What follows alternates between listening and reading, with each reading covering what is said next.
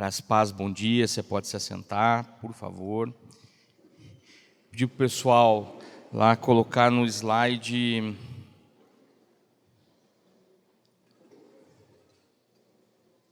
Só um pouquinho. Na verdade, põe no comecinho, vou fazer rapidinho uma mini revisão, né? Essa história de fazer revisão é coisa de quem dá aula, né? Eu gosto de repassar o que a gente viu na aula anterior, né? Então ontem nós tivemos bastante coisa sendo trabalhada. Hoje eu creio em nome de Jesus que ao partirmos para uma parte mais prática, você vai ser impactado, amém? Você crê nisso? Você veio com a mesma disposição que você estava ontem, porque ontem eu vi a gente aqui recebendo. Realmente, pessoas aqui ontem saíram com ferramentas dadas por Deus para começar uma grande transformação na sua vida, amém? Você crê nisso? Amém? Então vamos lá, né? Falamos de como viver uma vida abundante. É possível, amém? Sim ou não? Sim, é possível viver uma vida abundante. E é o que a palavra nos promete. Claro que Satanás não tem a intenção de que você viva uma vida abundante. Porque você vivendo uma vida plena, isso é um problema para o cão. E você atrapalha todos os planos sujos dele. Então, quando nós vivemos uma vida plena, uma vida abundante, nós estamos cumprindo o propósito do que Deus estabeleceu para a nossa vida, amém? Falamos dos 4 principais motivos que impedem as pessoas de prosperar. Falamos de 4 situações que acontecem e vamos nos concentrar basicamente na questão da organização. Até porque sobre a questão do pecado eu falei no congresso anterior, né? O uso do dinheiro para financiar o pecado e o não trabalhar com afinco, dedicação e perseverança eu falei no anterior, mas também estou falando nesse. E para quem não pegou o primeiro, lembre-se que tem um monte de gente aqui já habilitada e treinada para poder ministrar na sua vida, amém? Amém, eu creio. Amém? Amém. Então vamos lá.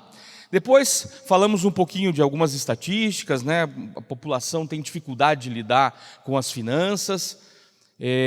Falamos de algumas crenças limitantes que atrapalham a sua vida e como que a gente se livra delas. Trabalhamos bastante isso aqui ontem, né?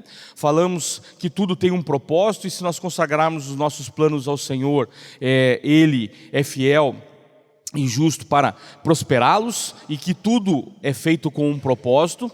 Depois trabalhamos, né, quem é você dentro do reino. Falamos de várias... Pode passar, por favor, para mim.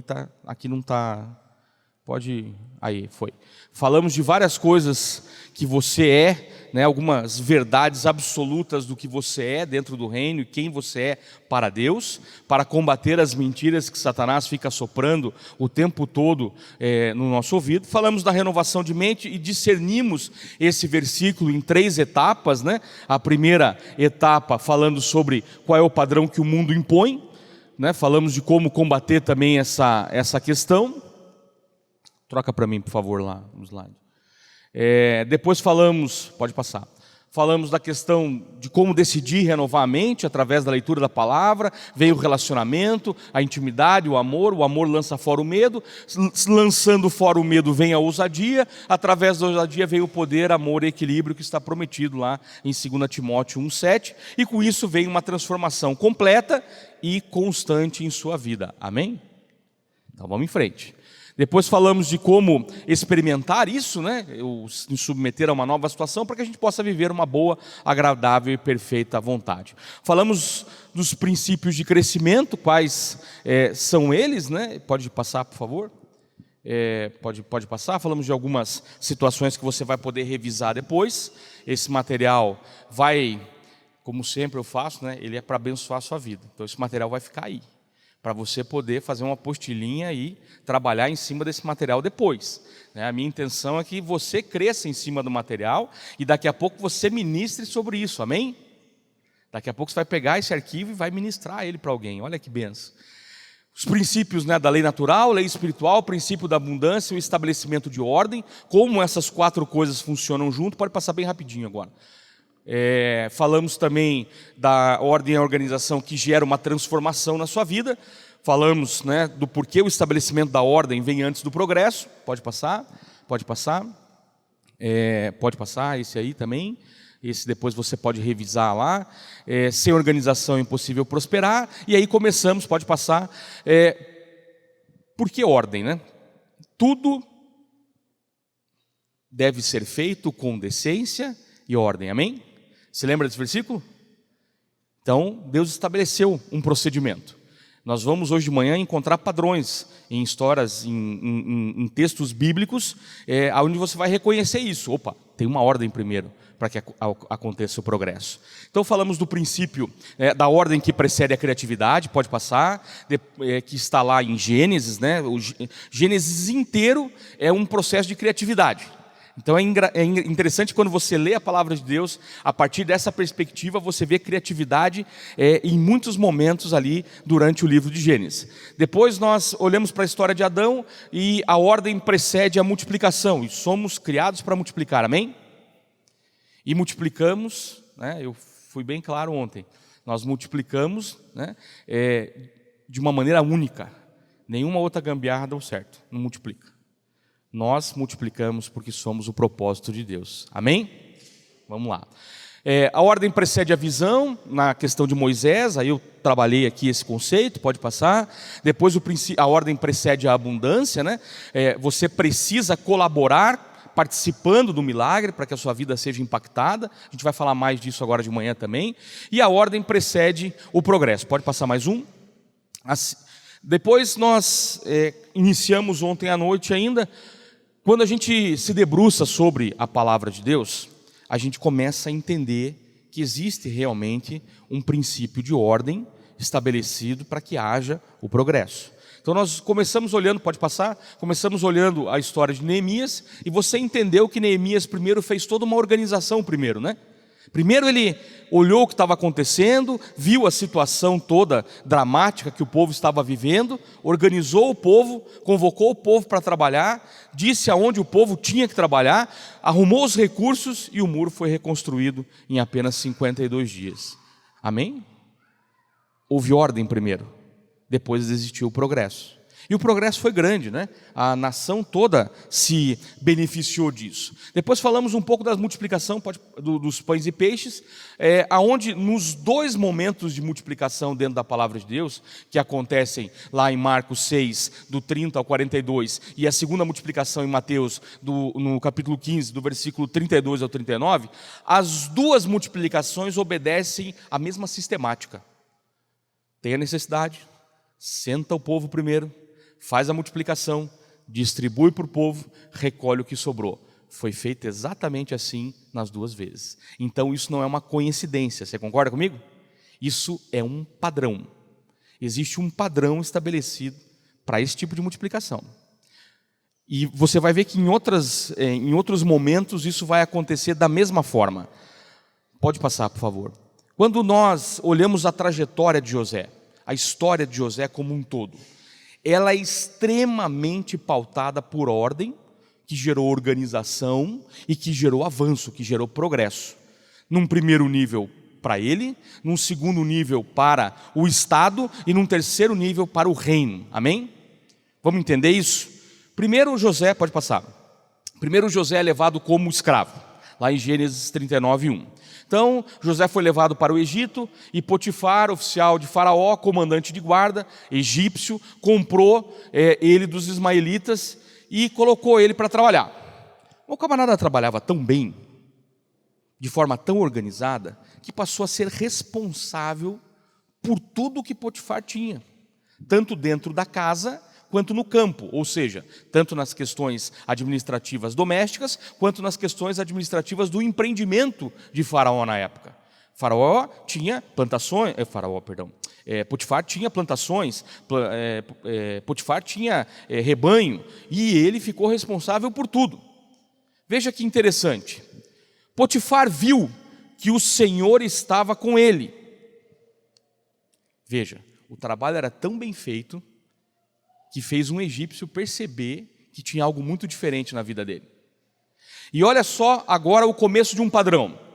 Potifar viu que o Senhor estava com José, e que tudo o que José fazia, o Senhor prosperava em suas mãos. Primeiro José fazia, depois o Senhor prosperava ele. Olha que interessante. Grave bem a parte em amarelo. Tudo o que ele fazia, o Senhor prosperava em suas mãos.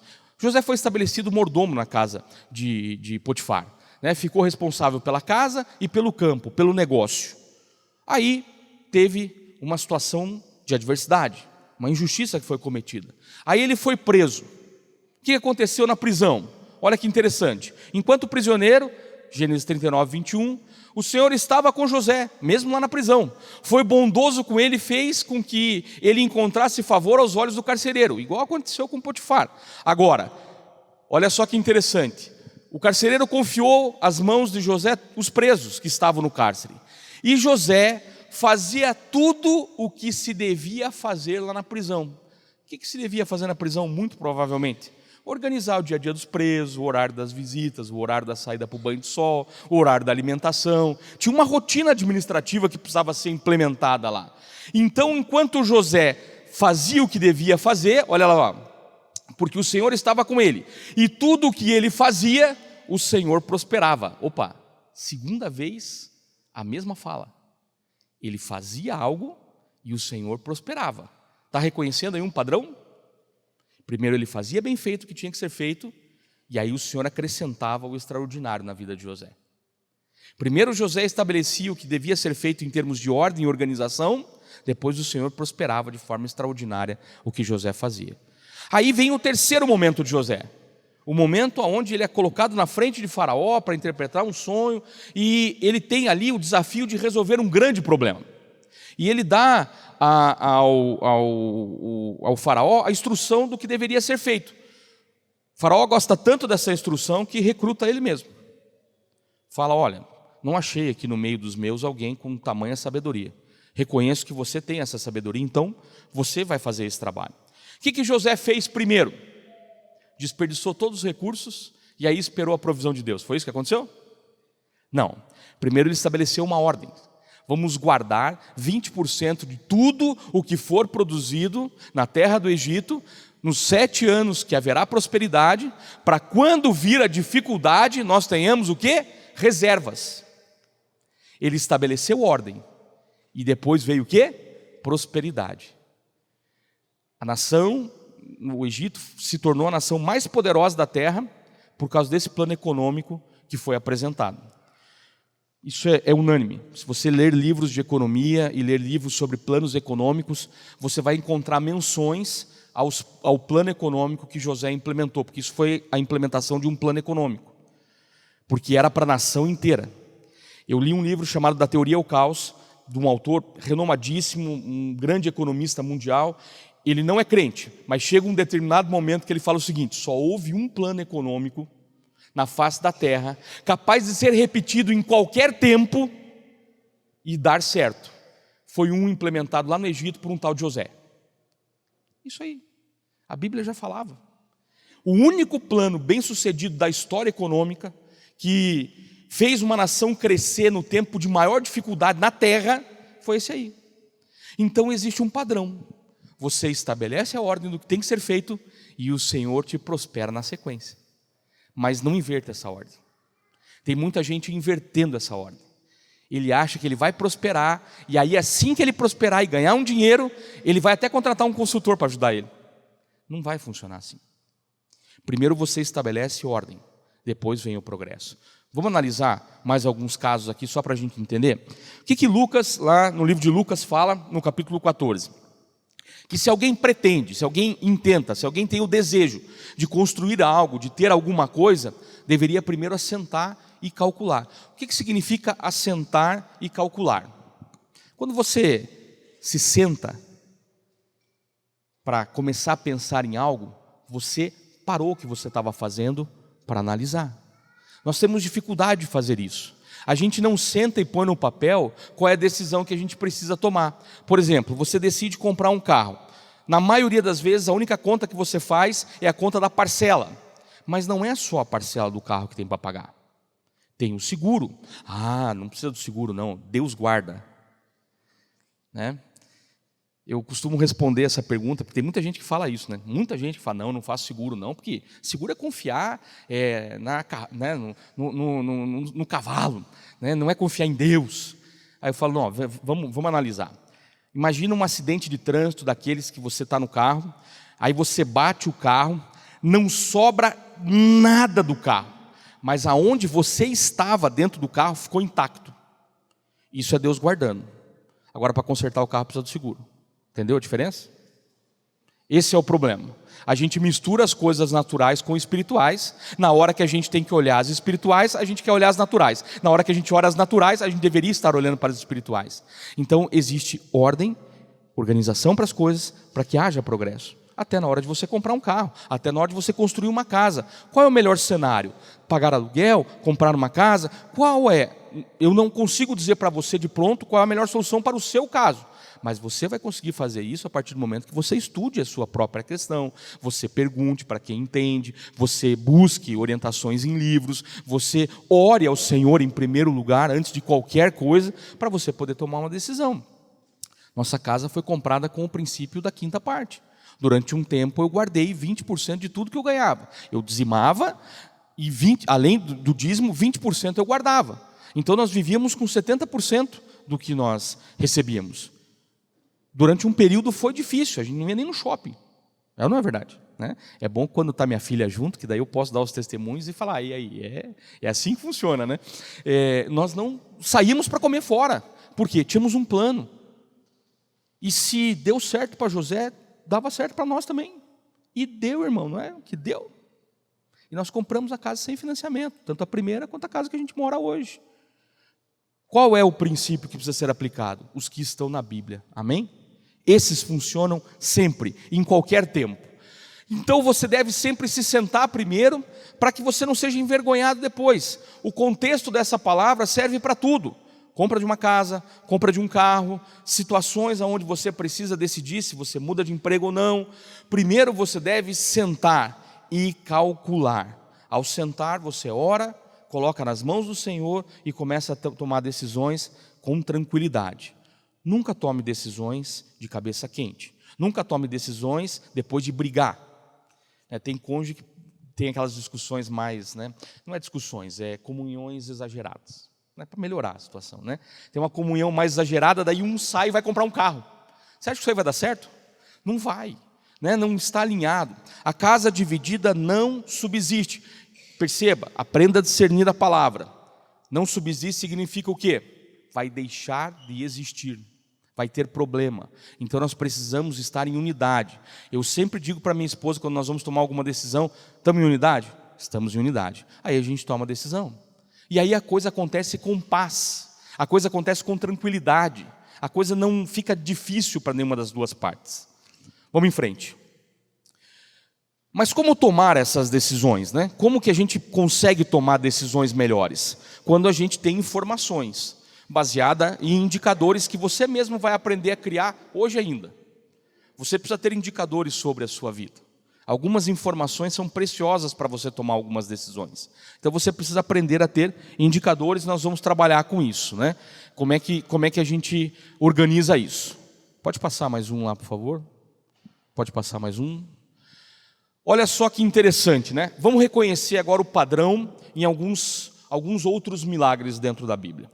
A viúva do azeite é instada, é convocada pelo profeta a arrumar várias vasilhas, não poucas. Para quê? Para que o azeite multiplicasse. O azeite multiplicou de qualquer jeito?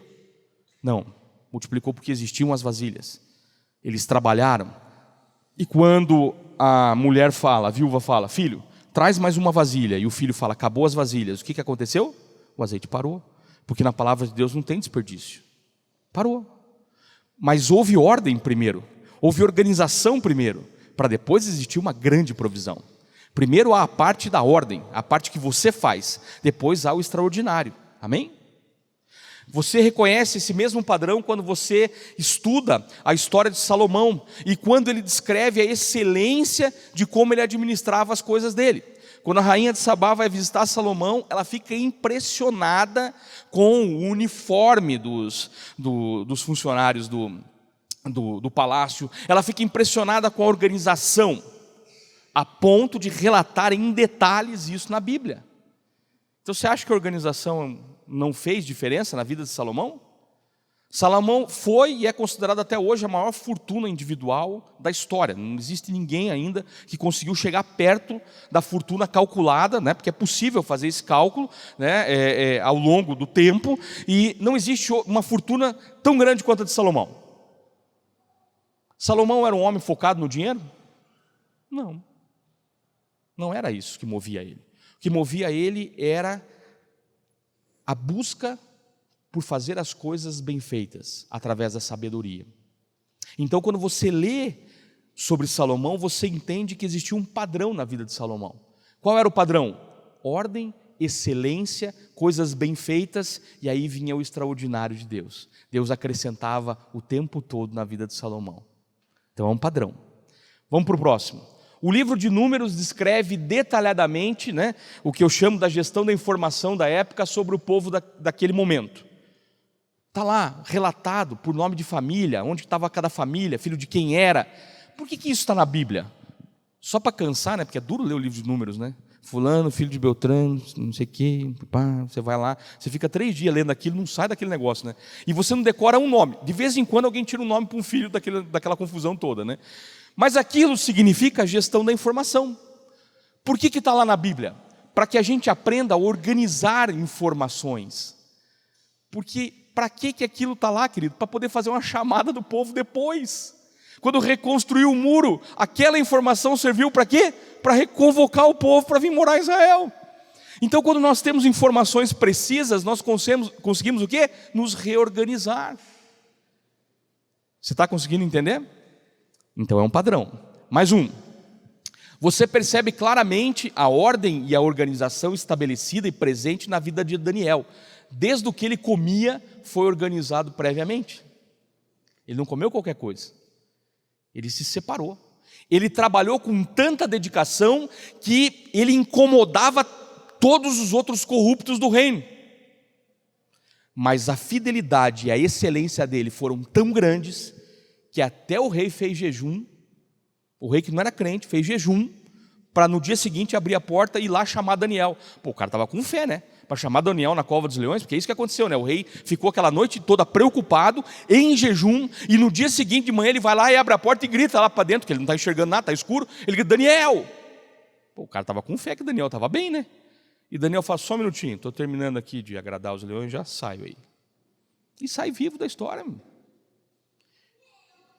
Daniel fazia tudo de forma organizada, prestava contas, a palavra fala em prestação de contas. Daniel prestava contas, com tamanha excelência que o rei queria colocar ele sobre todo o reino.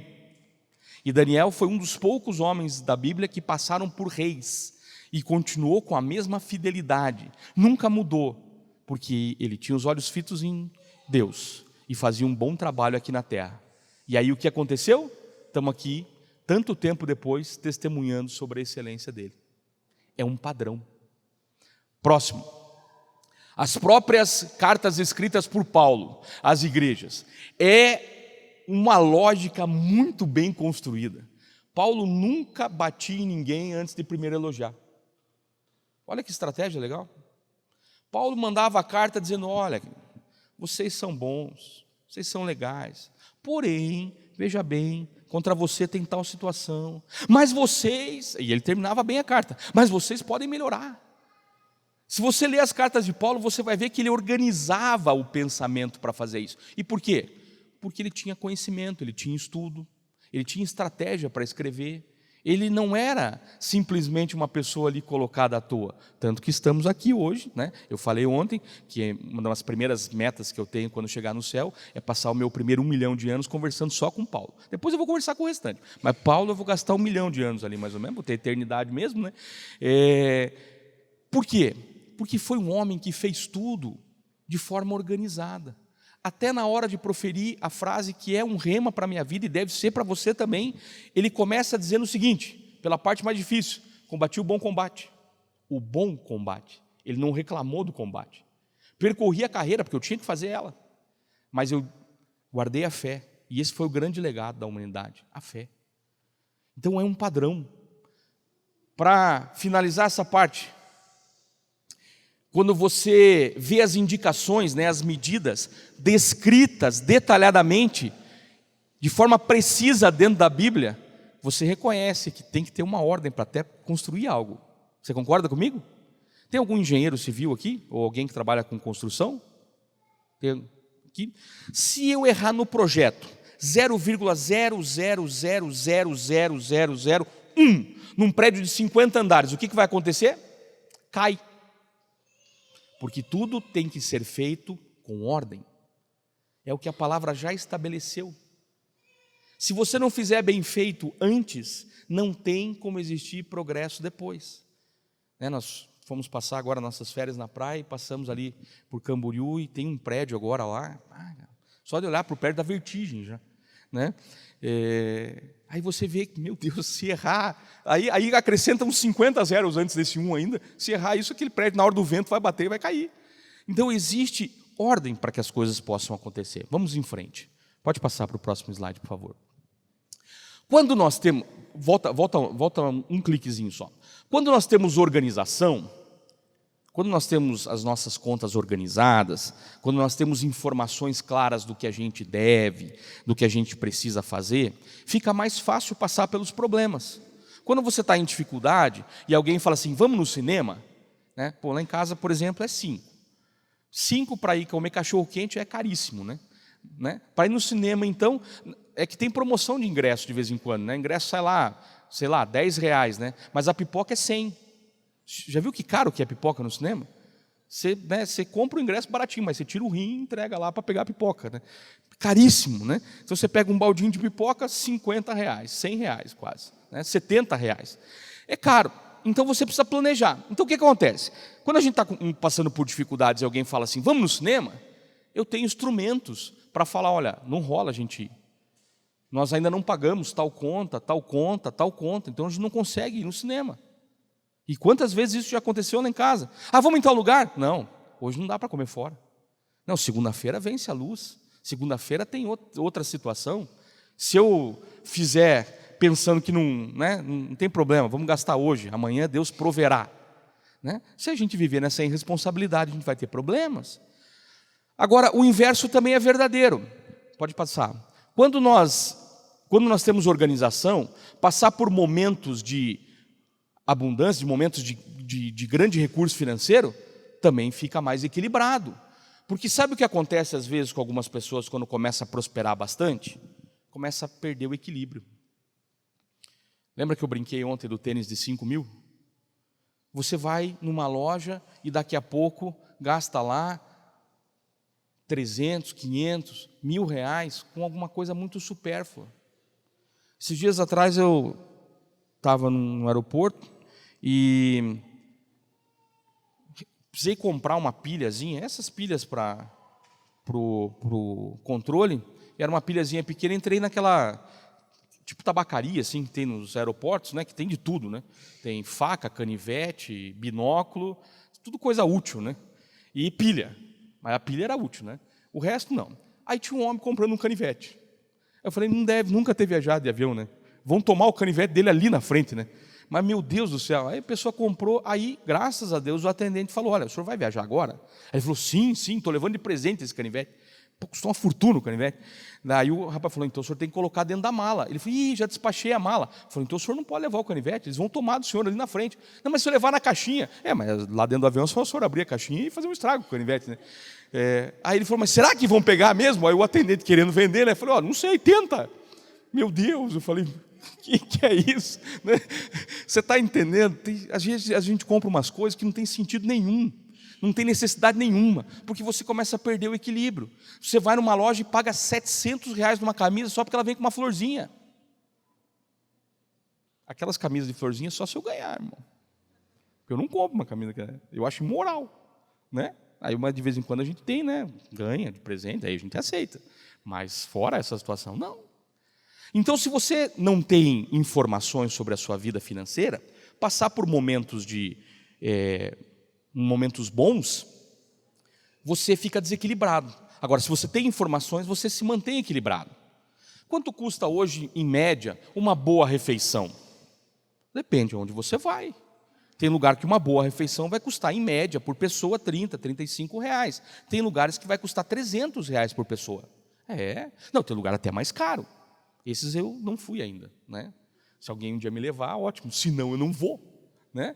Porque imagina, 5 vezes, né? Alguma coisa vai dar uma fortuna. Então eu sempre tenho que pensar primeiro antes de fazer essa. Então de vez em quando a gente vai nos bons restaurantes, mas aí a gente se planeja para isso. Vai ter um aniversário? Então vamos naquele restaurante bom. Eu queria muito conhecer tal restaurante. Primeiro eu ligo no restaurante, né? Claro. Esses dias eu queria levar minha esposa num restaurante, aí eu falei assim, vou fazer uma reserva. Aí eu me empolguei e fiz a reserva. Aí eu falei, eu podia perguntar mais ou menos quanto que vai custar, né? Aí eu liguei lá, falei, olha, quero saber mais ou menos como é que é. Olha, a gente tem pratos assim, assado, tal. Mas assim, um casal, em média, 750 reais. Já mudei o lugar, irmão. Já mudei o lugar, rapidinho. Falei para minha esposa, amor, o que você quer comer? Ela falou, amor, quer comer frutos do mar. Falei, então vamos naquele restaurante que você gosta. Pronto, já mudei o sistema, né? Queria naquele, mas aquele não dava, né? A gente precisa ter coerência. Por quê? Porque você faz uma conta, olha, eu já gastei tanto no mês. E em alguns restaurantes é perigoso. Então a gente precisa aprender a ter informações. Pode passar, por favor. Mas você concorda com o que eu estou falando aqui? Você já sabia, né? Agora deixa eu te fazer algumas perguntas. Não responda agora, vai ter um momento que você vai responder isso depois. Mas deixa eu fazer algumas perguntas para você. Você tem praticado essa situação de sentar primeiro e calcular? Você tem se assentado, né, para fazer esse cálculo? Você tem planilhado ou relacionado o que você precisa pagar? Você sabe bem quais são as suas dívidas hoje? Sabe quais devem ser pagas primeiro? Esses dias um rapaz chega para mim e falou assim, André, aconteceu um problemaço, cara. Minha mulher quer me bater, cara, quer me matar. Eu falei, o que aconteceu? Não cortaram a luz lá de casa. Eu falei, não, irmão, puxa, que chato, né, mas você não se preparou? Não, sabe o que é? Eu achei que ia entrar um dinheiro segunda-feira, então na sexta eu paguei o clube para poder assistir o jogo de futebol. E eu falei, e ela não te bateu? Aí ele falou assim, não, graças a Deus não. Eu falei, mas ela devia. Ela devia pregar a mão em você. Porque você paga um clube de futebol e não paga a luz da sua casa, cara. Então a gente precisa ter essa noção. Tem coisas que não dá. Quando você está passando por dificuldade, tem situações que você precisa abrir mão. Não, eu não posso deixar de bombar lá na academia, senão, né, vai ficar difícil. Aí eu não vou conseguir. Então ele está em ordem com o corpo, mas a casa está arrebentada. Ele está lá, 100%. Mas em casa a coisa está complicada. Então nós precisamos saber o que a gente tem que pagar certinho. Você tem procurado ajuda e conselho? Você tem conversado com o seu cônjuge, com os seus filhos? Lá em casa, de vez em quando, a gente senta, a gente senta em volta da mesa e a gente discute algum assunto. Olha, vamos fazer o quê? Né? Então, esse ano nós decidimos, nós vamos ficar uns dias na praia. Então, como é que vai ser? Onde que nós vamos? Quanto que nós vamos gastar por dia? Estabelecemos lá um limite para gastar por dia. Aí eu falei assim, olha, amor, quero te dar boas férias. Não quero que você cozinhe em nenhum momento, nem no café da manhã. Se for o caso, vamos na panificadora de manhã já. Você não vai cozinhar em momento algum. Minha esposa não gosta muito dessa atividade, né? Então eu queria proporcionar para ela o quê? Bem-estar. E aí conversei, falei, mas eu tenho um limite por dia. Aí eu sei que na praia tem o quê? As lojinhas, né? Enquanto você está no mar, você quase está salvo, porque tem os vendedores, né? Então, quando você está dentro da água, você está salvo, você não vai gastar nada, dentro da água. Quando você sai da água, no trajeto entre a água e a cadeira, você tem um mar de gente ali te esperando para tomar alguma coisa de você, né? E eles tomam, né? Então, eu tenho um menino de 8 anos que o tempo todo queria sorvete, né? Uma menina de 15 que o tempo todo queria comprar uma pulseirinha, uma toalhinha, né? E essa aqui, o tempo todo, vamos passear, vamos não sei aonde. Todo dia a gente passeava. Então, o que acontece? Você precisa estabelecer o seu limite, nós estabelecemos. Ficamos dentro daquilo e tiramos férias maravilhosas, sem dor de cabeça. Um pouco antes disso, nós tínhamos já planejado, há 1 ano atrás, nós começamos um projeto, uma grande reforma em casa. Nós colocamos no papel primeiro, numa planilha, tudo que a gente tinha que fazer. Aí eu falei para minha esposa, vou dar uma missão para você, você faz todos os orçamentos para que eu tenha uma ideia de quanto que nós vamos gastar. Depois que ela fez todos os orçamentos, depois que nós organizamos tudo, que ela viu todos os materiais, tirou foto de tudo, a gente foi umas 150 vezes em casa de material de construção para ver o tipo do piso, para ver isso, para ver aquilo, como é que ia ser a boca da churrasqueira, como é que ia ser o negócio de vidro que a gente ia colocar fora de casa, como é que ia quebrar a parede. Porque a gente viu tudo isso, aí eu falei, agora nós temos o valor. agora vamos orar, vamos calcular quando que nós vamos fazer, para não fazer endividamento. E, graças a Deus, num período de 60 dias, quase que durou a reforma lá em casa, nós fizemos tudo sem nenhuma dívida, sem nenhuma dor de cabeça. Terminamos no finalzinho do ano e pudemos sair de férias tranquilo. Porque primeiro planejamos o que deveria ser feito, para depois nós orarmos, para depois nós entendermos como que esse recurso seria destinado. Não foi feito de forma imprudente, foi feito de forma orada, trabalhada e organizada. Aí o Senhor pode fazer o extraordinário. Aí entrou um recurso que a gente não estava esperando, para que a gente pudesse fazer aquela reforma mais rápido do que a gente imaginava. Mas nós ficamos 1 ano planejando antes. 1 ano. Vamos em frente. Isso aqui são passos práticos do que você pode fazer, tá? Pode passar aqui. Mas eu concordo com você que organizar a parte financeira não é muito fácil. Não vamos tampar o sol com a peneira. Você começar a relacionar as despesas, começa a dar até um ruim às vezes, né? Você começa a ver que não tem mais o que cortar, da onde cortar, e o negócio não vai. E aí você chega a uma triste constatação: ganho pouco, então eu preciso ganhar mais. Mas organizar isso não é fácil. Agora, o que a Bíblia promete quando um trabalho é muito complicado? Olha só, nós vamos ler em 2 versões, tá? Na NVI, Provérbios 14, 23, diz assim, ó: todo trabalho árduo traz proveito, mas o só falar leva à pobreza. Lembra que eu falei que eu ia usar bastante a NAA, a Nova Almeida Atualizada? Na Nova Almeida Atualizada diz assim, ó: em todo trabalho há proveito, mas meras palavras levam à penúria. Tem gente que não faz isso porque acha que dá muito trabalho, mas aí ele fica só falando: um dia eu vou fazer. E aí o que acaba acontecendo? A dificuldade. Então, se você rapidamente, a partir de hoje, começar a anotar as suas despesas, inclusive as pequenininhas, né? Lá em casa tem uma teoria, né? Uma brincadeira que a gente faz. Minha filha diz que quando eu morrer, na minha lápide vai estar escrito assim: pegou a notinha? Né?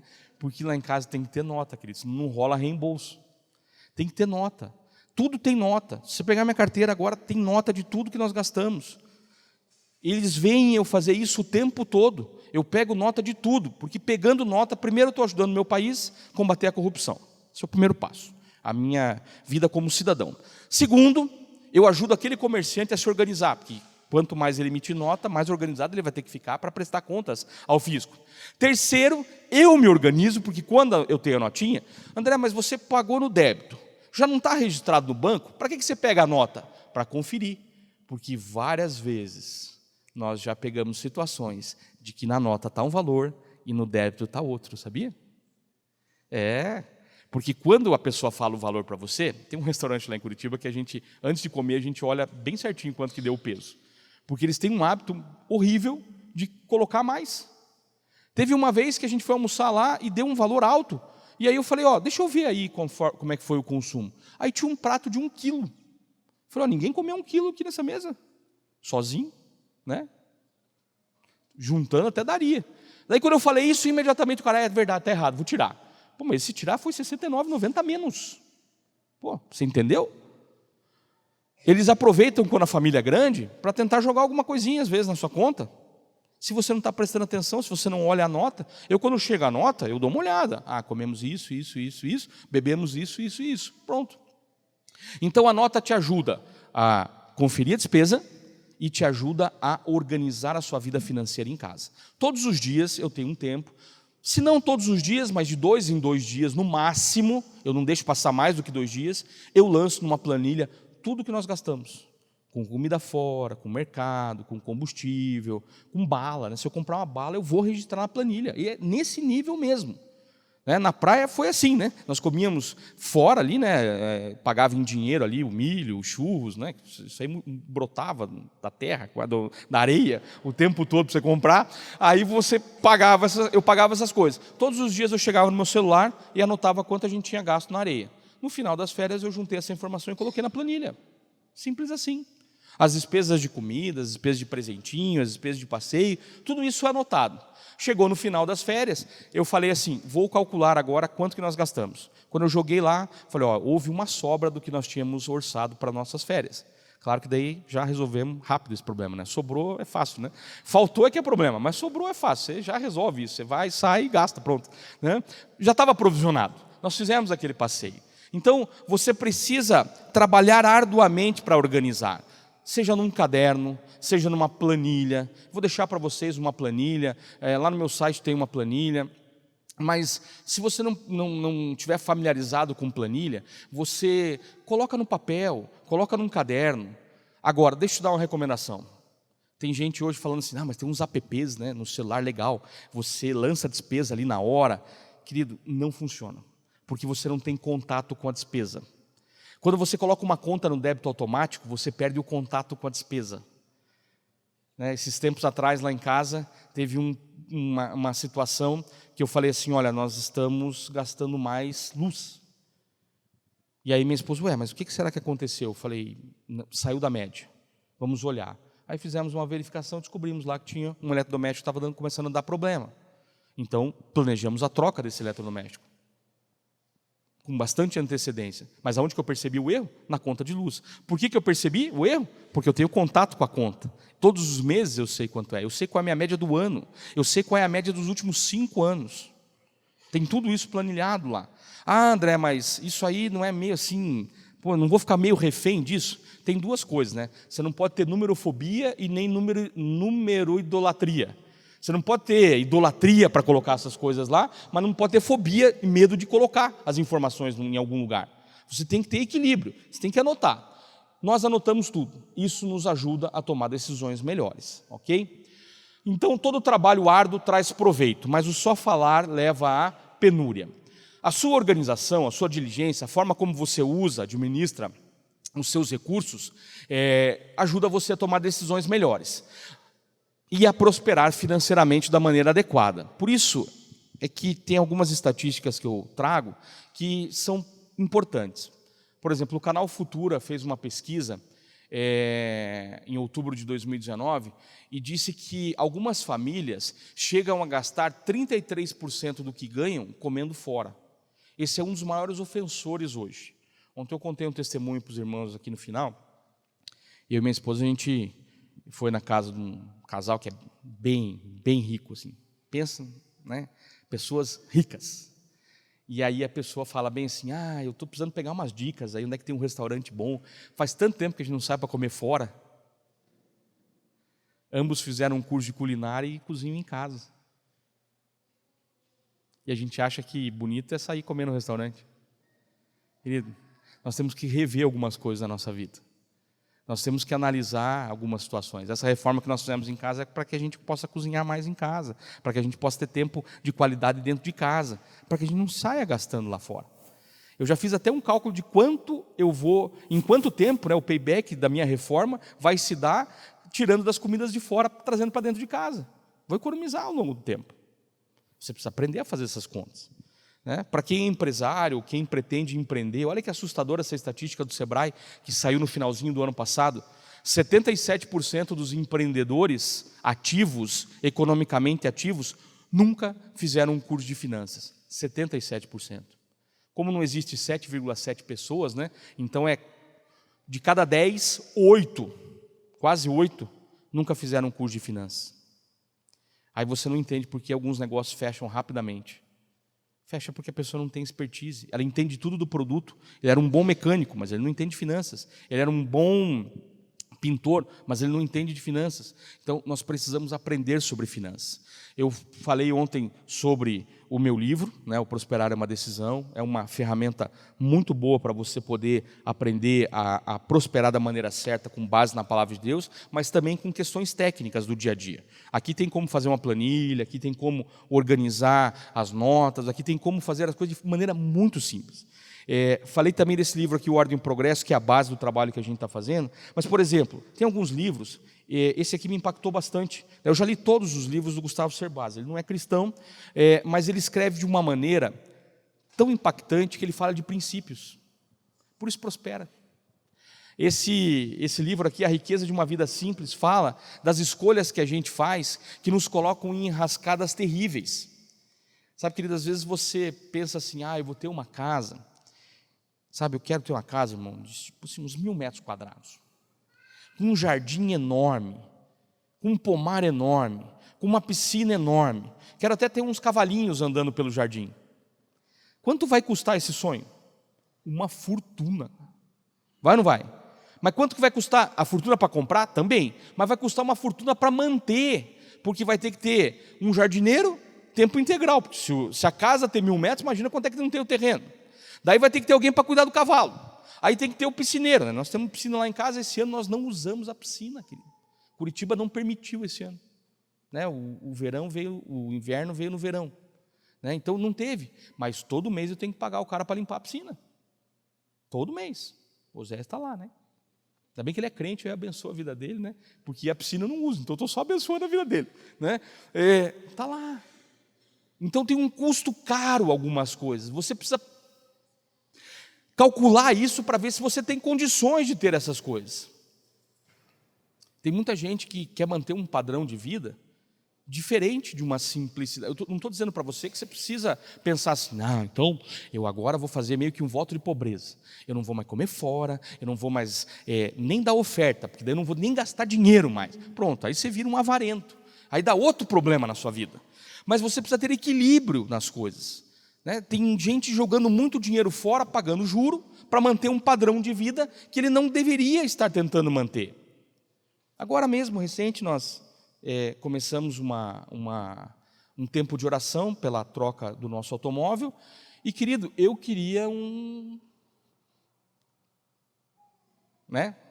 daquele carro. Né? Daí eu fui fazer as contas. Aí eu falei com a minha esposa, amor, será que não é muito para nós? Eu falei, não, amor, claro que não.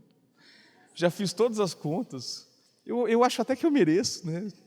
É tipo assim, criança com o Papai Noel, né? Me comportei o ano inteiro, né? Fiz tudo direitinho. Mas quando eu comecei a colocar na ponta do lápis, o seguro daquele carrão era muito caro. O IPVA daquele carrão era muito caro. E um outro carro, tão bom quanto, quase que no mesmo valor do carro, tinha o seguro mais barato. O consumo de combustível era melhor. Então eu comecei a tomar uma decisão totalmente racional. Querido, eu fiquei frustrado? Claro que não, porque eu tomei uma decisão junto com a minha esposa. No dia que nós tomamos a decisão, no dia seguinte resolvemos o problema do carro. Enquanto eu ainda queria aquele carrão, não dava. Deus estava nos protegendo, porque nós não queríamos fazer financiamento, nós não queríamos fazer uma besteira, mas queríamos algo bom. Então tomamos uma decisão racional, depois de ter orado e entrado em concordância. Você está conseguindo entender?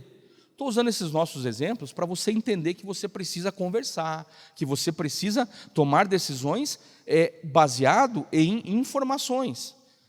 Até uma pessoa, ontem mesmo, durante a nossa reunião de manhã cedo, lá na Alcance, do treinamento de líderes, um discípulo sentou do meu lado e do outro lado sentou um discípulo dele. E aí ele comentou, e aí, está gostando do carro novo? Falei, estou gostando muito. Aí esse outro aqui, que não sabia da troca do carro, falou assim, trocou o carro? Falei, troquei. E aí ele falou, pegou tal carro, né? Pô, como é que ele sabia que eu estava pensando naquele carro? Daí eu falei assim, não. Porque esse era mais caro. E eu preciso ajustar dentro do meu padrão. E ele precisa ser ainda um pouco mais baixo do meu padrão, para que eu não sofra com o custo do seguro, não sofra com o custo de manutenção do carro. Porque até isso eu fiz, eu liguei na concessionária, perguntei quanto é que custava a revisão, do outro carro eu liguei, perguntei quanto custava a revisão, aí eu fui ver o zero, aí eu descobri que se eu comprasse com 1 ano só, a menos, eu economizava R$26 mil. E aí eu comprei o carro 1 ano a menos, não tirei ele zero, comprei ele 1 ano a menos, e economizei R$26 mil. Você está conseguindo entender? Tem que fazer conta, tem que planejar primeiro. Mas daí não tinha aquele cheirinho de novo. Pois tinha, irmão, porque o carro só estava com 17 mil quilômetros. Você está entendendo? Você precisa pensar primeiro. Vamos em frente. Agora, o só falar leva à pobreza. Não sei se você vai conseguir enxergar ali, mas eu vou falar por aqui, daí fica mais fácil para você conseguir entender. O só falar, ele normalmente leva as pessoas a passarem por dificuldades. A pessoa diz assim, um dia eu melhoro. Um dia eu aprendo, pode passar ali, pode deixar todos do slide. Um dia eu aprendo como administrar. Um dia eu começo a guardar algum recurso. Um dia eu vou dizimar. Assim que eu tiver algum dinheiro sobrando, daí eu vou ser um daqueles ofertantes compulsivos. Um dia um cofre cai do céu. Cuidado, hein? Se cair na tua cabeça, vai te matar, né? Uma hora eu acho um negócio para ganhar milhões. Esse só falar leva as pessoas à pobreza. E tem gente que é especialista em só falar. Precisava tanto mudar de emprego. Quando a pessoa fala isso perto de mim, eu perguntei aí, quantos currículos você mandou essa semana? Não mandei ainda. Eu falei, você quer mudar de emprego como? Né? Aí tem pessoas que chegam para mim e falam assim, André, eu estou pensando em mudar de emprego. Eu falei, que legal, e você acha que vai ser demitido? Não, Deus o livre, não fala uma coisa dessa. Eu falei, mas então como é que vai mudar de emprego? Se você não pedir a conta, não for demitido, você não muda de emprego. A não ser que você vai trabalhar em 2 empregos. Né? Tipo o Júlio, né? Daquele seriado. Né? Ele tinha 2 empregos. Né? A não ser que você vá ter 2 empregos. Agora, não tem como você dar um passo sem esperar algum tipo de transformação, algum tipo de mudança. Então, às vezes, vai vir um desconforto. Olha, eu quero muito passar num concurso público. Sabe o que é a primeira pergunta que eu faço quando a pessoa fala isso? Quantas horas por dia você está estudando? Eu pergunto. Não, ainda não comecei. Eu falei, então é só falar. Você só está falando. Você ainda não tomou a decisão de fazer o concurso. Porque quem tomou a decisão de fazer um concurso está estudando para passar no concurso. André, mas será que precisa estudar tudo isso mesmo? Vou deixar para você descobrir sozinho. Né? Faz a inscrição e descobre se precisa estudar ou não. Né? Eu queria muito ter um negócio próprio. Às vezes as pessoas falam para mim, eu falo, que legal. E do quê? Não, qualquer coisa. Já não vai acontecer. Né? É que nem uma vez chegou lá na Alcance, nós temos o líder de louvor, né, o pastor Marcelo Bonfim. Eu gosto de usar o exemplo dele, porque hoje ele tem a casa própria, e ele respondeu uns 10 anos atrás, quando eu estava fazendo um seminário de finanças lá na Alcance, ele respondeu a uma oração. Eu falei assim, vamos orar pela casa própria? E ele veio na frente. Só que depois ele veio me procurar e falou assim, André, como é que eu faço para comprar uma casa? Eu falei, primeiro, você já orou? Ele falou, não, agora eu vou começar a orar, porque gerou esse desejo no meu coração, eu quero ter uma casa própria. Eu falei, legal, quantos quartos tem que ter a sua casa? Aí ele falou assim, não sei, qualquer tamanho. Eu falei, opa, peraí. Aonde pode ser essa casa? Não, aonde Deus der. Eu falei, não, veja, você não sabe quanto a casa custa, você não sabe quanto é o tamanho que vai atender a sua família, e você não sabe aonde você quer morar. Como é que você quer que Deus faça alguma coisa? Você nem estabeleceu ainda exatamente como é que é o teu sonho. Então você tem que estabelecer o sonho primeiro. Quantos quartos? Aí ele, não, 3 quartos me resolve. Eu falei, ótimo, então já temos um padrão. Aonde você quer morar? Não, preciso morar mais ou menos na região tal. Eu falei, ótimo, agora você já pode ir lá visitar plantões de venda. E aí ele foi visitar um plantão de venda e comprou um imóvel. E hoje já mora no imóvel. E já pagou mais da metade do imóvel. Fez um financiamento. Está pagando ainda. Mas está morando, e hoje ele paga menos do que ele pagaria de aluguel naquele mesmo imóvel, porque a prestação vai diminuindo ao longo do tempo. Você precisa aprender a fazer cálculos, você precisa aprender a conversar com pessoas que entendam disso, porque o só falar leva à pobreza.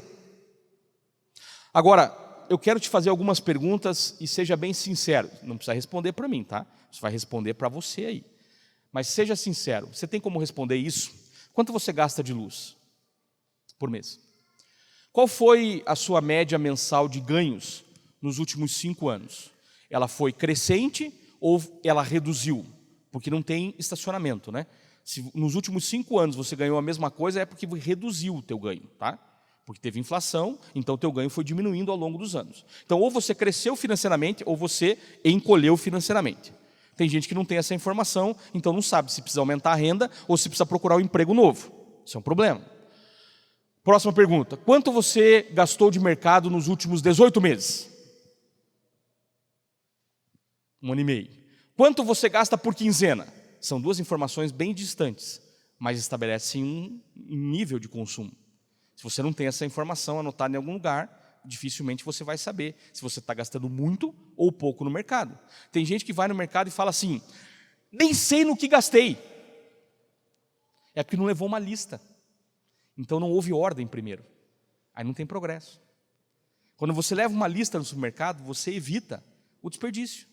E às vezes você compra coisas no mercado que você chega em casa, não precisava ter comprado isso. Ou você chega em casa e esqueci de comprar. Vai fazer uma nova volta no mercado.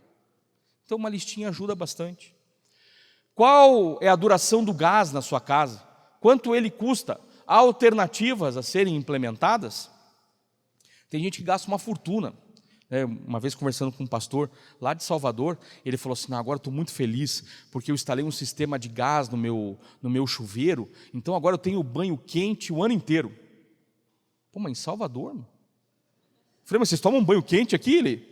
Aí ele parou e falou, cara, pois não é que é verdade, a gente só toma banho gelado. Eu falei, agora você já gastou a fortuna, então aproveita o banho quente. Vai dar um ruim na pressão, mas fica tranquilo, dá tudo certo, já que gastou o dinheiro mesmo, né? Você está entendendo? Às vezes você faz uns gastos que não tem lógica, né? Você vai lá e troca todo o teu sistema do chuveiro e não vai usar. Então você precisa primeiro planejar essas coisas, né? Ou, por exemplo, nos lugares que tem bastante sol, compensa colocar no seu telhado aquela captação de luz solar. Curitiba, por exemplo, né, são dos 365 dias do ano, 300 são nublados, né? Mas funciona, a incidência do sol ainda assim funciona, mas é menos captação. Agora lá em Salvador deve ser lindo, né? Imagina, todo dia tem sol.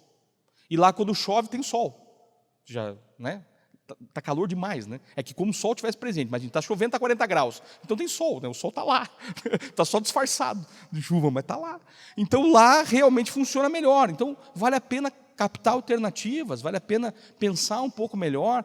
Esses tempos atrás, conversando com uma pessoa, ele falou assim, eu gosto muito de fazer coisas no forno, então eu decidi fazer uma coisa legal, eu coloquei um forno a lenha em casa. A redução do consumo de gás é astronômica, a lenha é muito mais barata.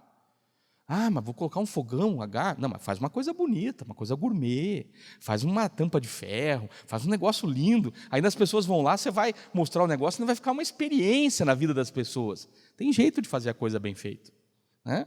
Outro detalhe, a parcela do seu carro cabe no seu bolso, no seu orçamento, ou ela tem produzido estragos? Você sabe qual é o percentual do seu ganho que vai para o aluguel? Você já cogitou a possibilidade de adquirir algo? Aí algumas pessoas falam assim, André, hoje não compensa comprar um imóvel, é melhor aplicar na Bolsa de Valores. Querido, a primeira casa não tem a ver com investimento, a primeira casa tem a ver com segurança, para a sua família e para os seus filhos. Não faz a mistureba na cabeça de que dá para vender a casa e aplicar na Bolsa de Valores, que daqui a pouco você não tem onde morar. Bolsa de Valores é para quando está sobrando a sua grana, você aplica lá, porque se você perder, está tudo certo. Você ainda tem onde morar. Agora, se você perder a moradia, aí você vai ter que morar às vezes com a sogra, ou com a mãe, né? Ou você perde a mulher e fica sozinho, né? Aí é pior ainda, né? Então pode ficar difícil a sua vida, né? Muito difícil. Então a primeira casa não tem a ver com investimento, tem a ver com segurança. Se você conseguiu responder todas essas perguntas, parabéns. Se você não respondeu, nós vamos trabalhar melhor. Por quê? Tem algo faltando, informação.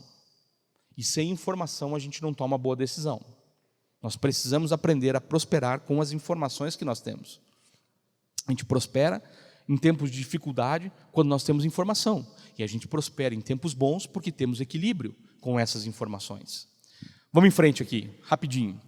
Ordem e organização, ela deve ser aplicada a tudo.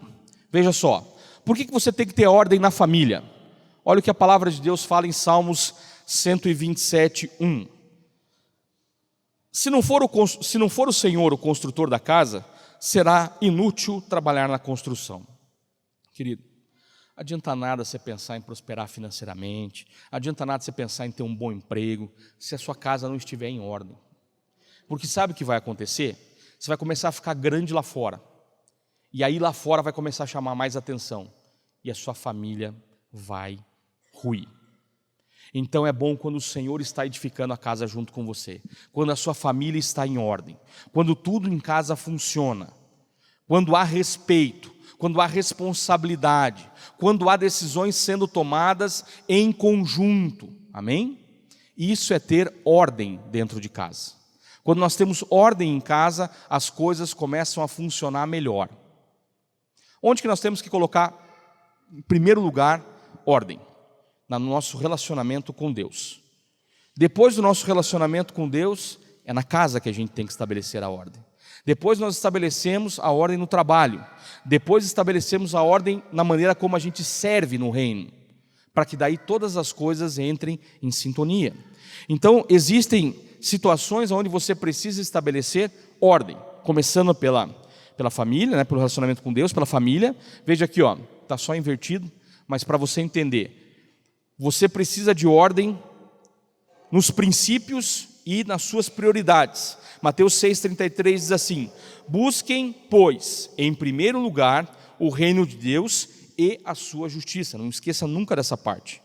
Tem adesivo de carro que está assim, né? Em primeiro lugar, o reino de Deus e as demais coisas serão acrescentadas. Tem a justiça no meio. Buscar a justiça de Deus, fazer a coisa bem feita, fazer a coisa com ética, com responsabilidade, com sabedoria. Então busque, pois, em primeiro lugar, o reino de Deus e a sua justiça, e todas essas coisas lhe serão acrescentadas. Depois você precisa estabelecer ordem na sua vida financeira. Olha que interessante, eu não sei se você vai conseguir ler ali, mas eu vou ler bem devagar para você entender. Presta bem atenção o que a palavra fala em Provérbios 27, versículo 23 e 24. Esforce-se para saber bem como suas ovelhas estão. Está falando do rebanho. Esforce-se para saber bem como suas ovelhas estão.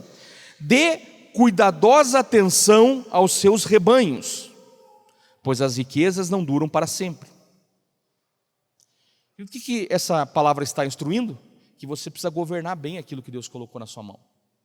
Você precisa deixar Deus governar a sua vida, mas você precisa governar bem o orçamento que Deus colocou na sua mão. E se você tem um salário hoje, foi porque Deus deu, amém? Se você tem uma renda como empresário, foi porque Deus deu, amém? Porque todas as coisas vêm do Senhor. E só o Senhor nos dá a capacidade de enriquecer. Você sabia disso? Está na Bíblia. Nem vou te dar o endereço, para você pesquisar mesmo. Só o Senhor nos dá a capacidade de enriquecer. Então tudo vem dele. Então nós precisamos aprender a ser bons mordomos daquilo que ele colocou. Então temos que ter ordem na vida financeira. Assim como temos que ter ordem numa coisa importante, na rotina. Tem gente que fala assim: eu odeio rotina. Querido, quando você gastar um tempo e se dedicar à leitura de algumas biografias de pessoas de sucesso, você vai descobrir que essas pessoas têm hora para acordar, tem hora para dormir, tem hora para fazer agenda, tem hora para trabalhar, tem hora para lazer, tem hora para a família. Essas pessoas não fazem as coisas ao vento.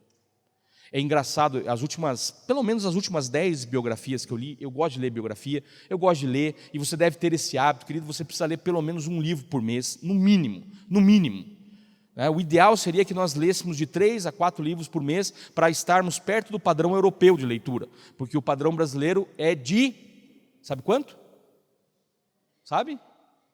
1 livro por ano. É muito pobre, né? Nós precisamos melhorar isso. Agora, você precisa começar a fazer isso. Então, você tem que ler um livro por mês. Já vai te ajudar um monte.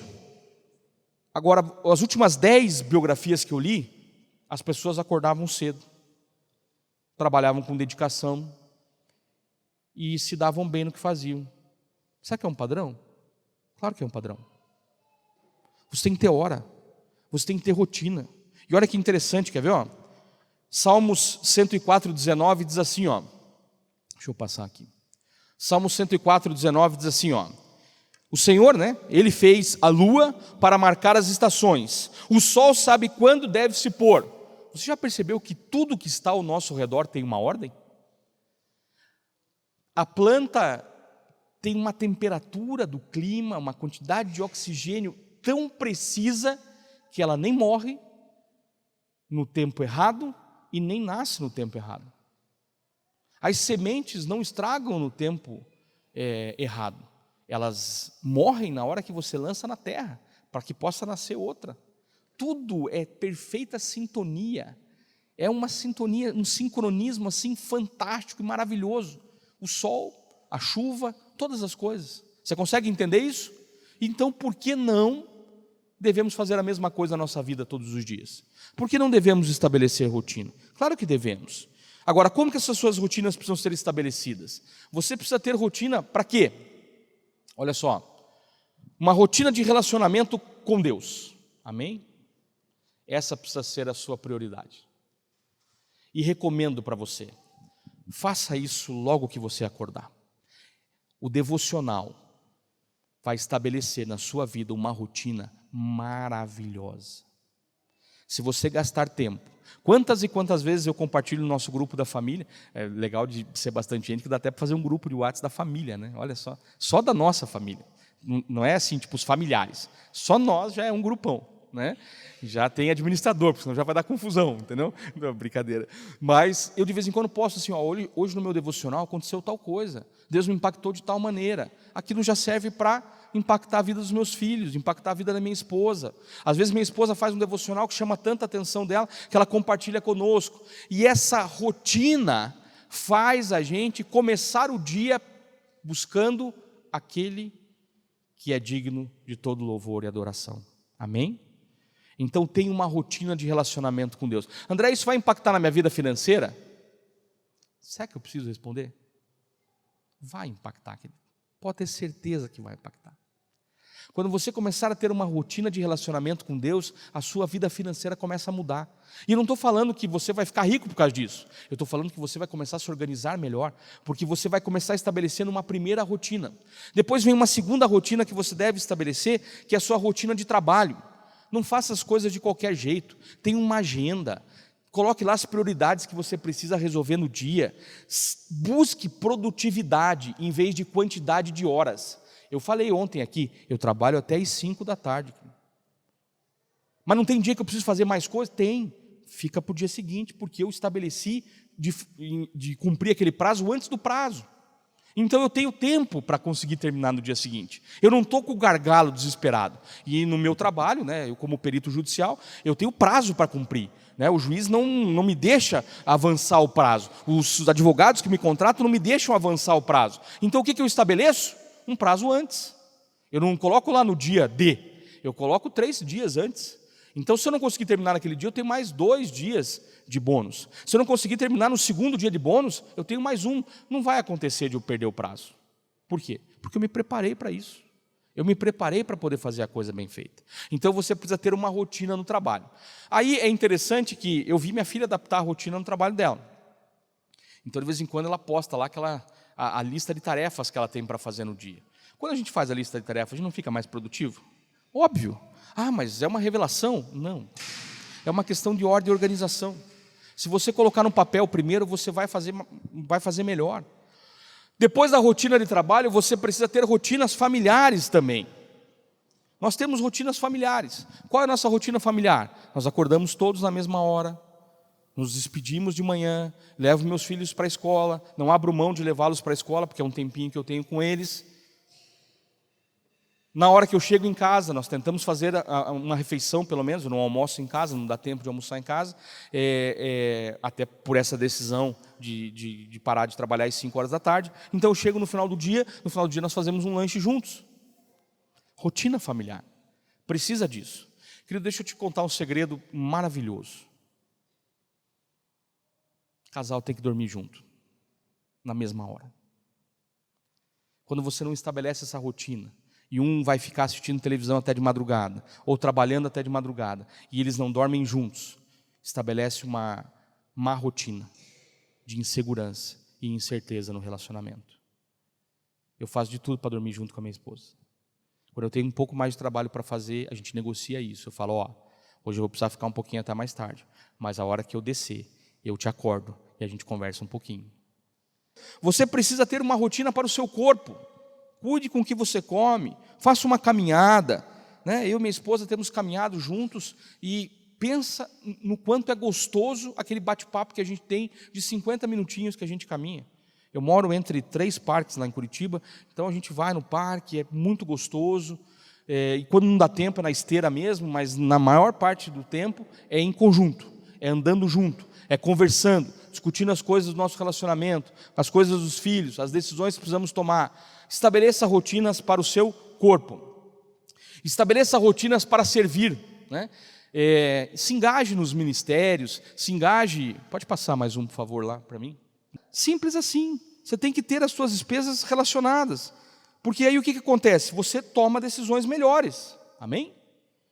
Esse hábito de riscar é gostoso mesmo, de verdade.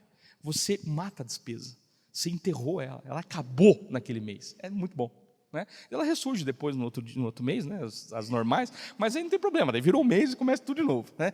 Tenha rotinas financeiras para se organizar, ok? E por último, tenha rotinas de descanso. Não negligencie isso, querido. Não comece a abrir mão das suas horas de sono, achando que trabalhando mais você vai ser mais produtivo, com mais horas. Não, seja mais eficiente, durma bem, tenha uma boa noite de sono, estabeleça rotinas de descanso. No domingo eu vou para a igreja, no sábado eu vou aproveitar para descansar. Se eu trabalho no sábado, então à tarde eu vou tirar para ficar com os filhos. Estabeleça rotinas de descanso. Sua mente e o seu corpo precisam disso. Então a gente começa com o relacionamento com Deus, faz um relacionamento na família e no trabalho, uma rotina com a família e com o trabalho, faz uma rotina com o seu corpo, faz uma rotina para servir ao Senhor, uma rotina financeira. É tanta rotina, querido, que não cai na mesmice nunca. Porque as pessoas acham que rotina é ruim, mas rotina é ordem, e ordem precede o progresso. Conseguiu entender? Vamos em frente aqui para a gente já caminhar aí para o finalzinho. Eu quero propor algo para você. Organização também tem a ver com fidelidade. Quando você é fiel nos seus dízimos, nas suas ofertas, nas suas primícias, nas suas semeaduras, o Senhor pode agir de forma extraordinária sobre a sua vida. Aprenda a estabelecer fidelidade na sua vida. Aprenda a entender os princípios que envolvem o dízimo, os princípios que envolvem as suas ofertas. A palavra nos ensina a fazer ofertas com alegria. A palavra nos ensina a sermos dizimistas fiéis para que o Senhor possa acrescentar mais sobre a nossa vida. A palavra nos fala sobre a primícia, né? O que é a primícia? É uma atitude. Qual foi a grande diferença entre Abel e Caim? Um primiciou a atitude. Dos primeiros frutos ele entregou ao Senhor. O outro fez a mesma coisa, entregou ao Senhor, só que depois de ter resolvido todos os seus problemas. Às vezes, querido, quando você recebe o seu salário, se o seu ato de primícia for transferir o dízimo para a conta da igreja, você já está cumprindo com um mandamento, você já está cumprindo com um princípio. Aí você espera às vezes até domingo, e aí passa uma semana de provação na sua vida. Porque o cão vai ter chance de provar, né? Vai ter chance de te atormentar. Você ainda não fez o que deveria ter feito. Então aprenda a estabelecer ordem na sua fidelidade. Fidelidade gera relacionamento com Deus. Fidelidade gera a plataforma para que você possa viver os milagres de Deus. Amém? Porque quem é fiel no pouco será colocado sobre o muito. Amém? Você já escutou isso várias vezes. Outra coisa importante, você precisa desenvolver a semeadura, querido. Semeaduras são atos de fé. Qual foi a última vez que você semeou na vida de alguém? Qual foi a última vez que você comprou algo e pensou assim, eu vou semear na vida dessa pessoa?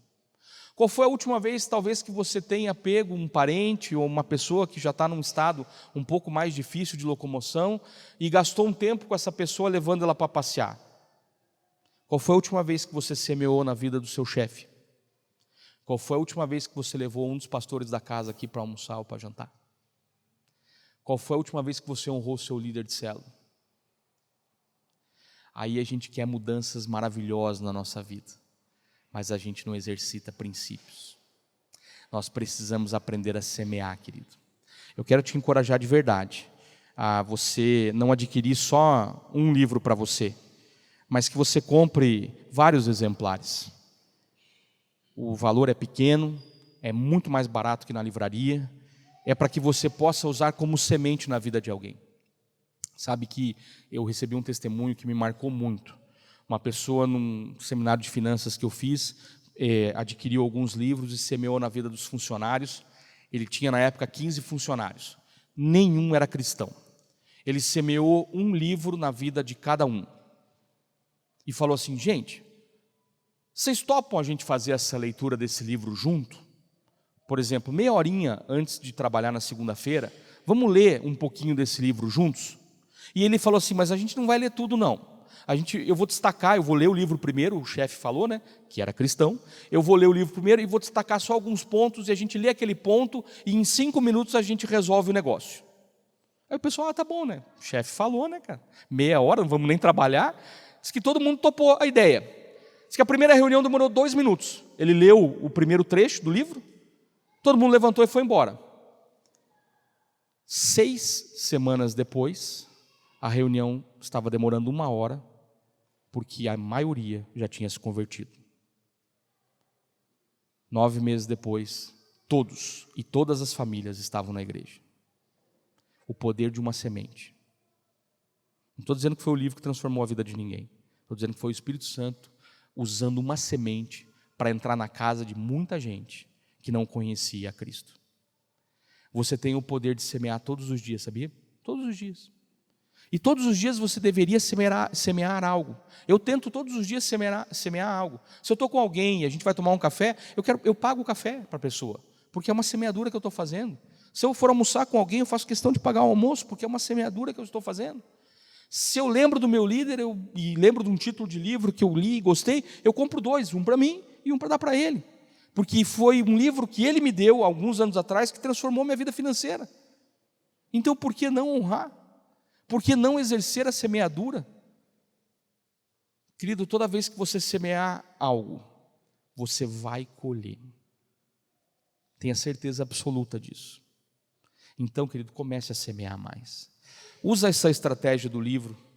Você vai estar semeando no reino, porque está comprando o livro, e vai semear na vida de alguém, porque vai dar o livro.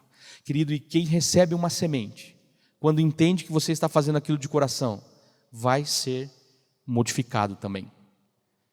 E aquela semente vai prosperar, eu creio, em nome de Jesus. Amém? Nós vamos fazer um exercício agora, bem rápido, para a gente poder terminar no prazo. Eu queria... Só antes do exercício, deixa eu finalizar uma coisa, algumas soluções práticas que a gente usa lá em casa, né? Lá em casa a gente não parcela nada. Isso é uma teologia? Uma doutrina? Não, é uma prática. Lá em casa a gente não parcela. Por que a gente não parcela? Porque a gente não quer andar ansioso com o dia de amanhã. A gente quer ficar bem. Já tem um monte de conta que a gente não tem como não ter ela sequenciada, né? Luz, água, telefone é sequenciado. Todo mês vai ter. Agora você ainda fica criando outras. Então como é que a gente faz? A gente se programa para comprar à vista. Tínhamos que trocar a geladeira esses tempos atrás. O que nós fizemos? Começamos a procurar. E eu comprei ela pela metade do preço à vista. Claro que demorou. Eu ia na loja, falava com o vendedor não dá. Eu falei, vou deixar meu telefone, se você conseguir, você me liga. Ele não me ligava, daí eu voltava lá, porque talvez ele tenha esquecido, né? Aí eu voltava lá e falei, e daí? Melhorou o preço? Não melhorou ainda. Eu falei, mas então se melhorar, você me liga. Aí eu voltava de novo, ia, e olhava na internet, e pesquisava, e colocava alerta na internet, no site de compra. E foi indo, e eu paguei metade do valor da geladeira. E a geladeira está lá em casa. Me ajudou a economizar a luz, paguei metade do preço. E é engraçado que esses dias eu fui no... É interessante, quando você vai acompanhando os preços, você percebe que tem umas coisas interessantes, né? Aí entrou a semana, agora vai vir a oferta da semana do consumidor, que é a semana que vem, né? A geladeira subiu 300. Porque daí ela vai baixar de preço na semana do consumidor, né? É que nem na Black Friday, né? Você tem que tomar cuidado com essas coisas, né? Então a gente não parcela nada, a gente planeja primeiro, a gente conversa muito. Essas são soluções práticas da nossa casa. Vale a pena você ser fiel.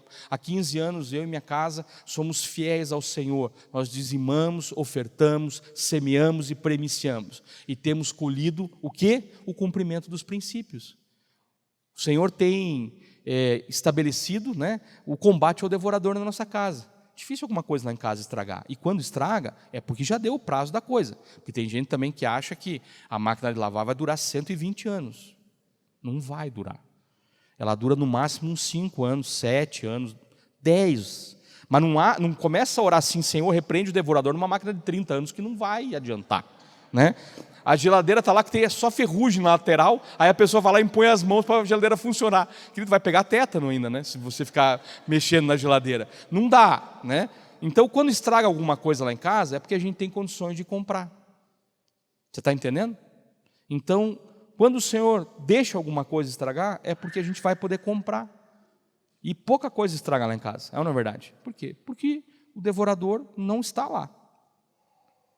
Amém? Você crê nisso? Vamos fazer um exercício agora? Eu vou pedir para distribuir uma folha de papel.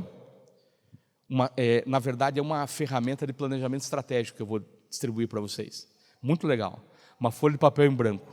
É uma baita ferramenta de planejamento estratégico. Porque se você começar a colocar as coisas no papel, vai transformar a sua vida, né? Então vai ser interessante. Você vai pegar essa folha de papel.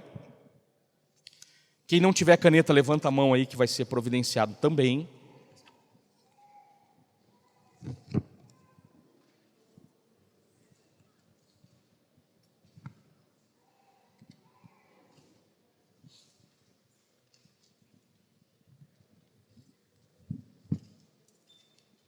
O que você vai fazer com essa folha de papel?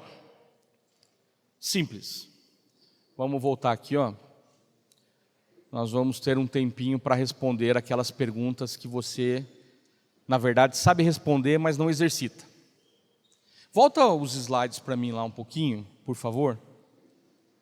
Não tô, consegui voltar aqui um só. Não.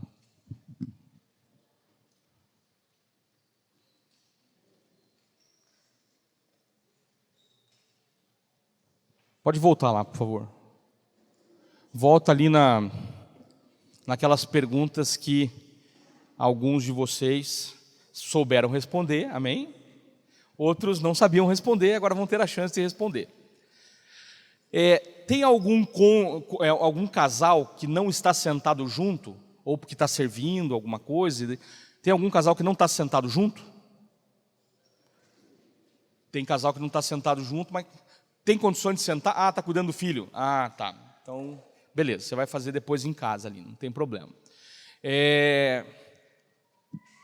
Não precisa colocar seu nome, né, para a gente depois não te identificar. Né? Responda essa primeira pergunta aí. Quanto você gasta de luz? Põe no papel. Qual é o valor? Agora, seja sincero, se você não sabe, coloca assim, NS. Não sei. Coloca. Quanto você gasta de luz? Ou você vai colocar um valor, ou você vai colocar não sei. Qual foi a pergunta é, os seus ganhos nos últimos 5 anos aumentaram ou diminuíram? Escreva aí se você sabe essa informação. Aumentaram ou diminuíram? Escreva aí. Se você não faz ideia, você já sabe o trabalho que você vai ter que fazer em casa, né? Você vai ter que olhar quanto você ganhou. Terceira pergunta ali. Quanto você gasta no mercado? Vamos facilitar. Quanto você gasta no mercado por mês? Coloca aí quanto você acha que gasta no mercado por mês. Porque esse vai ser o seu primeiro indicador. Se você não tem ideia, atribua um valor. Para daí, as compras do mês de março, você somar e ver se o que você escreveu aí tem algum tipo de lógica ou você não sabia exatamente do que você estava falando. Né? Eu lembro que eu fiz esse exercício num lugar que a pessoa colocou 5 mil, daí foi no mercado, né? E não gastou tudo isso, né?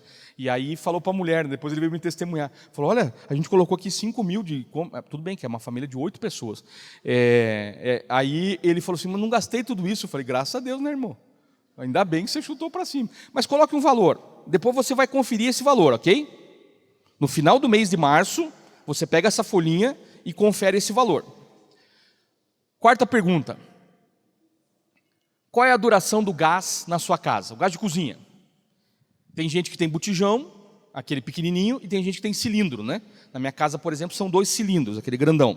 Então eu sei a duração, ele dura mais tempo do que o botijão. Mas coloque lá a duração que você acha que tem o gás na sua casa. Se você não tiver ideia do que eu estou falando, e você só reage quando o gás acaba e sai com o botijão embaixo do braço para comprar outro, você coloca aí quanto tempo você acha que ele dura, para você fazer um comparativo, anotando no botijão, colocando uma etiquetinha no botijão, o dia que ele começou a ser usado. Olha que coisa, que revelação fantástica para anotar, né? Você põe lá uma etiquetinha com o dia que começou. Tá? Outra pergunta. Se você não tiver carro financiado, você coloca aí, graças a Deus, não pago parcela.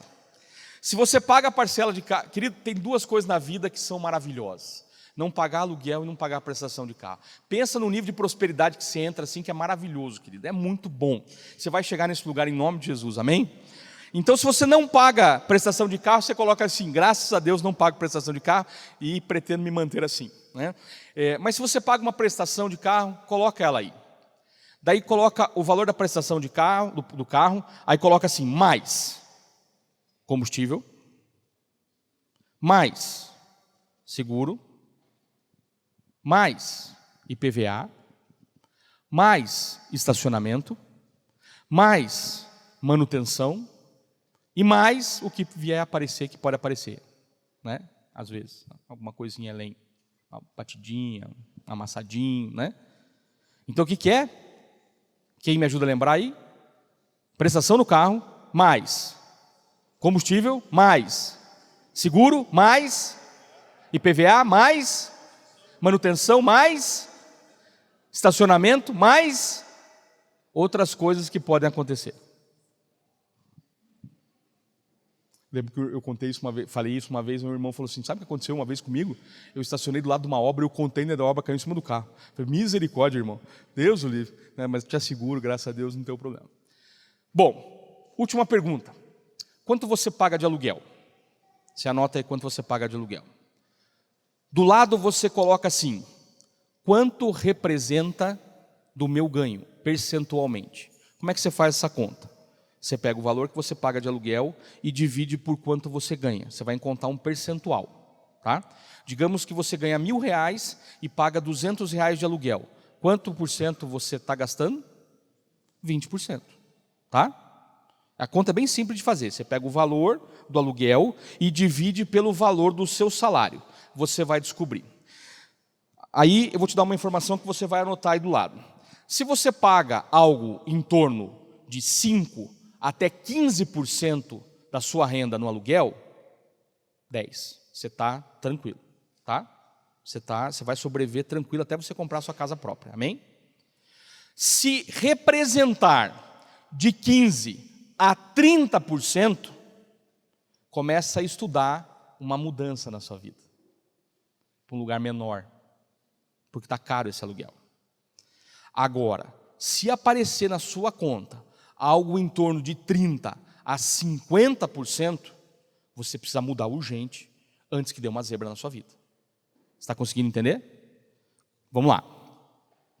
Quando você colocar o valor que você paga de aluguel aí no papel, dividir pelo valor que você ganha, e você encontrar um percentual entre 5% a 15%, 10%. Você está super bem. Se você encontrar um percentual de 15% a 30%, luz amarela. Você precisa tentar reduzir esse valor, negociando com o proprietário, negociando com a imobiliária, né? Agora tem um irmão aqui que tem uma imobiliária, né? Ele, inclusive, no seminário passado, ele era empregado. Nesse agora ele já é patrão, né? Ele já comprou um negócio, ele prosperou. Ele falou que tomou posse aqui de uma palavra que eu falei que eu vou repetir daqui a pouco qual foi a palavra. Se ficou entre 15% a 30%, tente uma alternativa. Negocia onde você está ou procura um lugar mais barato. Agora, se foi de 30% a 50%, querido, pelo amor de Deus, procure ajuda urgente, porque vai dar zebra. Agora, se ultrapassou 50%, querido, tem uns seminários de libertação que eu vou indicar para você que são fantásticos, cara. Você vai precisar mesmo de outro nível, né? Não vai dar no nível aqui só estratégico, vai ter que ir para um outro nível. Se for mais de 50%, tem uma coisa muito errada, tá? Tem muito errado. Ou você está morando muito fora do seu padrão, ou você nunca fez essa conta, ou tem algo muito errado. Ah, André, mas eu vivo de vendas, eu não tenho um salário fixo mensal. Mas se você registrar todos os meses quanto você ganha, você tem a média. Se a média do seu ano, você vai pegar a média do ano e vai fazer esse mesmo cálculo do aluguel, você vai encontrar esse percentual. Ou vai te assustar, ou vai te dar conforto, ou vai te dar segurança. Se você paga de 5% a 15%, você já tem condições de guardar uma parte a mais para comprar sua casa própria. Vamos imaginar que você paga R$2.000 de aluguel. Às vezes é melhor pagar 1.200 de aluguel e guardar 800 para você poder dar entrada na sua casa própria. Você está entendendo? Então, é conta, é cálculo. Mas eu te dei um parâmetro agora. O que essa folhinha... Posso pegar emprestada a tua? O que essa folhinha aqui deu para você? Uma métrica de planejamento estratégico. você tem uma primeira etapa. Quanto você gasta de luz? É uma informação que você precisa conhecer. Luz, água, telefone, você precisa conhecer. Segundo, seus ganhos nos últimos anos aumentaram ou diminuíram? Se você escreveu aumentaram, ok, tente descobrir quanto por cento aumentou. Eu tenho essa informação. Eu pude olhar esse percentual. Está aqui o irmão da imobiliária aqui. Fiz uma propaganda da sua imobiliária porque me impactou a sua história. Então, né? Como é o nome da imobiliária? Olha aí, ó. Se você tiver dificuldade com aluguel, você vem aqui e fala com o irmão. Depois eu mando para ele um estudo que eu tenho de aluguel para ele poder ajudar as pessoas. Se os seus ganhos não aumentaram, tem duas etapas que você precisa trabalhar. Ou você se profissionaliza para crescer os seus ganhos, ou se você é um profissional liberal, você descobre qual é o ramo que melhor está sendo trabalhado. Então, digamos que você é um dentista. Então, você descobre qual é o ramo que está crescendo mais. É o do implante? Então faz um curso de implante. É o da ortodontia? Faz um curso de ortodontia. Se você é um advogado, procura saber quais são as causas novas que estão crescendo. Por exemplo, agora, no mês de agosto, né, o irmão que é advogado lá, no mês de agosto entra em vigor a Lei Geral de Proteção de Dados. As empresas vão se lascar, essa que é a verdade. Porque ninguém está se planejando para fazer a blindagem dos seus dados. O que vai acontecer? Um monte de ação de dano moral. Mas de rodo. Leia a lei, são poucos artigos, decora aquilo lá, que nem os professores falam na faculdade, né? Decora aquilo lá e começa a vender um pacote de serviço para as empresas se adequarem à LPDG e para as pessoas físicas se protegerem dos spams, aquelas ligações indesejadas, né? Que a gente recebe, às vezes, 112 ligações para vender ômega 3. Já recebeu essa ligação? Que inferno que é, né? Não, se você está na terceira idade, você precisa de ômega 3. Não estou na terceira idade, não quero receber essa ligação agora. Né? E os caras ligam 200 vezes por dia. Então, isso vai acabar com a Lei Geral de Proteção de Dados. As igrejas vão ter que se adaptar à Lei Geral de Proteção de Dados. Então, tem um mercado novo crescendo. Assim como tem a oficina mecânica, você tem que descobrir o seguinte, hoje os carros são automáticos, hoje é isso, hoje é aquilo. O carro quase nem dá oficina mais. Então, você tem que descobrir o que melhora nessa história. Então, eu vou embelezar o carro, porque se não está dando problema, eu vou ajudar a pessoa a deixar o carro mais bonito. Então você começa a mudar as suas atividades para poder se adequar. Por quê? Você precisa sempre responder essa pergunta, pelo menos de 6 em 6 meses. Suas receitas aumentaram ou diminuíram? Ok?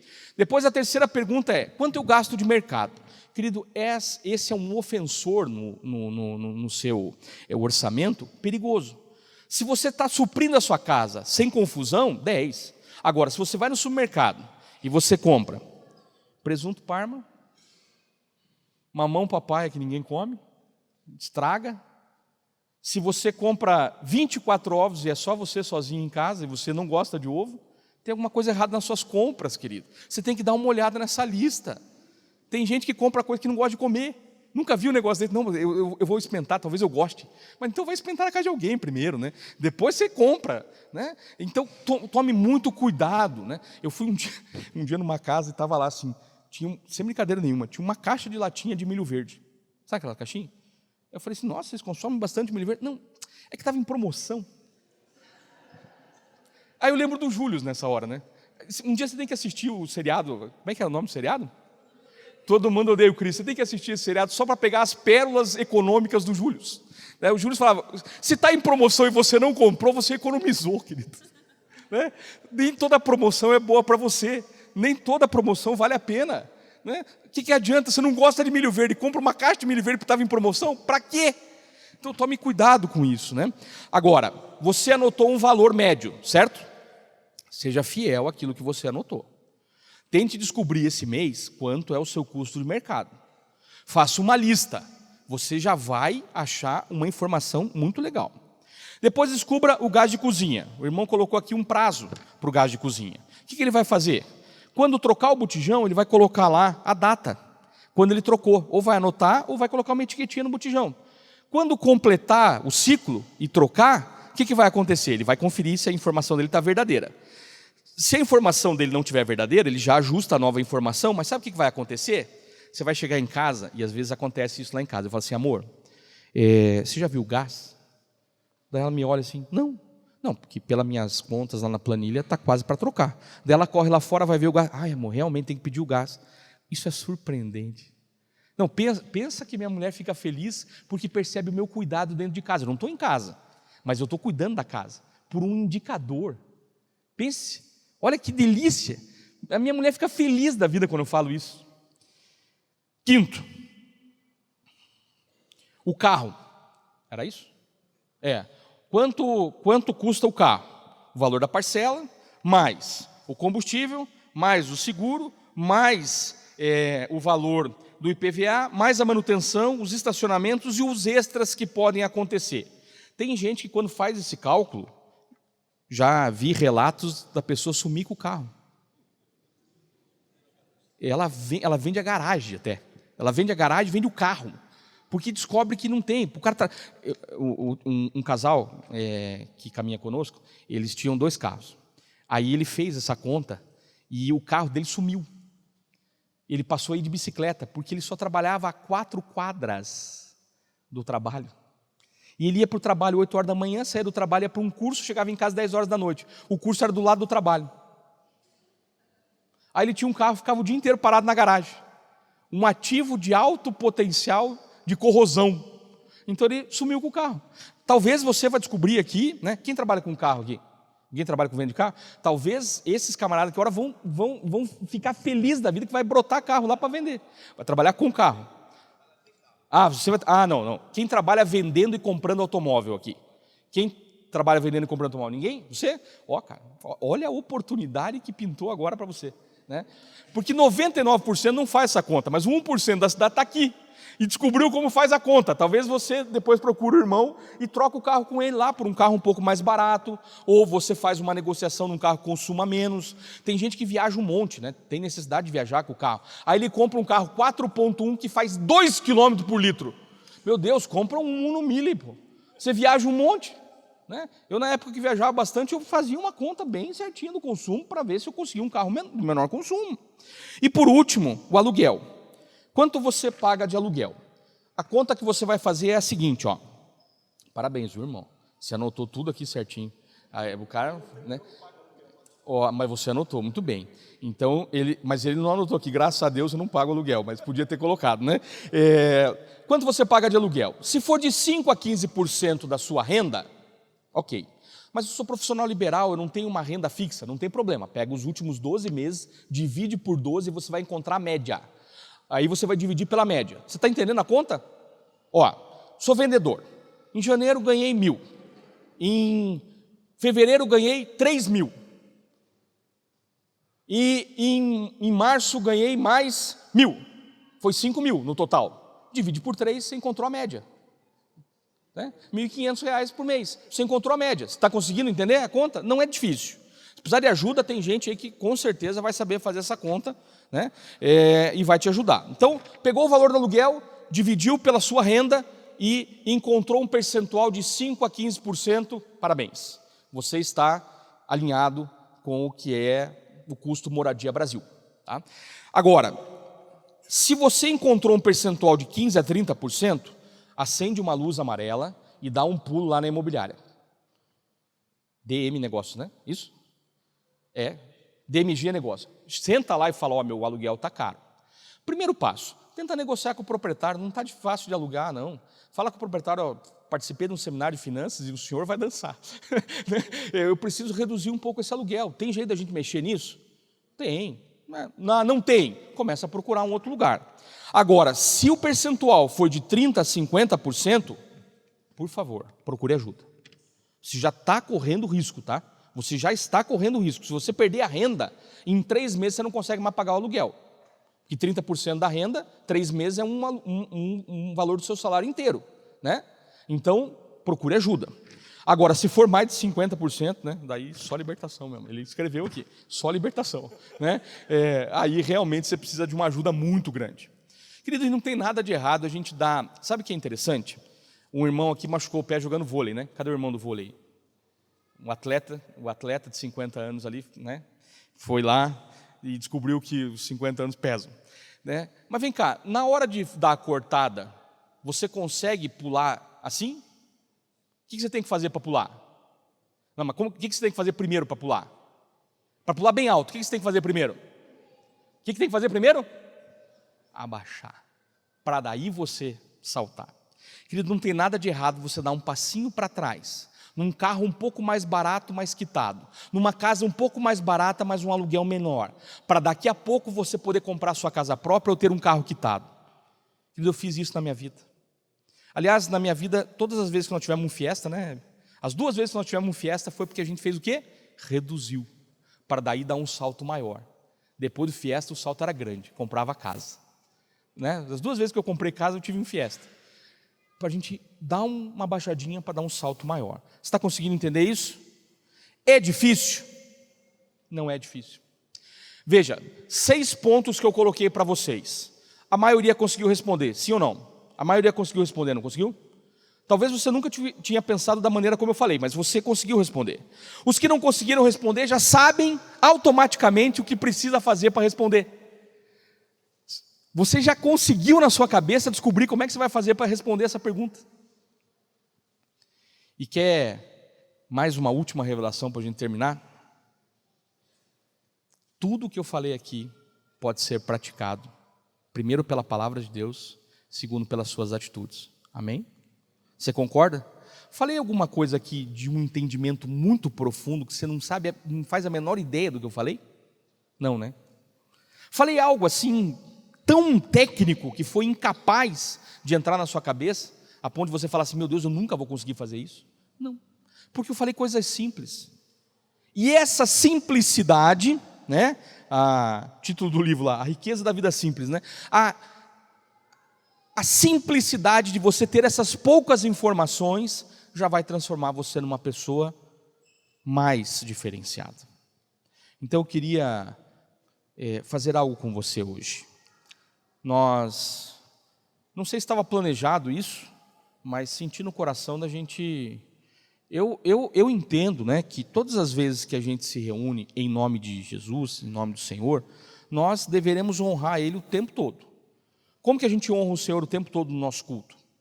Quando nós nos reunimos e sentamos aqui, nós estamos honrando o Senhor. Quando nós louvamos, nós adoramos o Senhor, amém? Quando nós escutamos a palavra, nós não estamos adorando ao Senhor? Quando nós resolvemos praticar a palavra, nós não estamos adorando e amando o Senhor? E quando nós ofertamos, nós também estamos adorando ao Senhor. E querido, eu quero te convidar a fazer algo hoje diferente.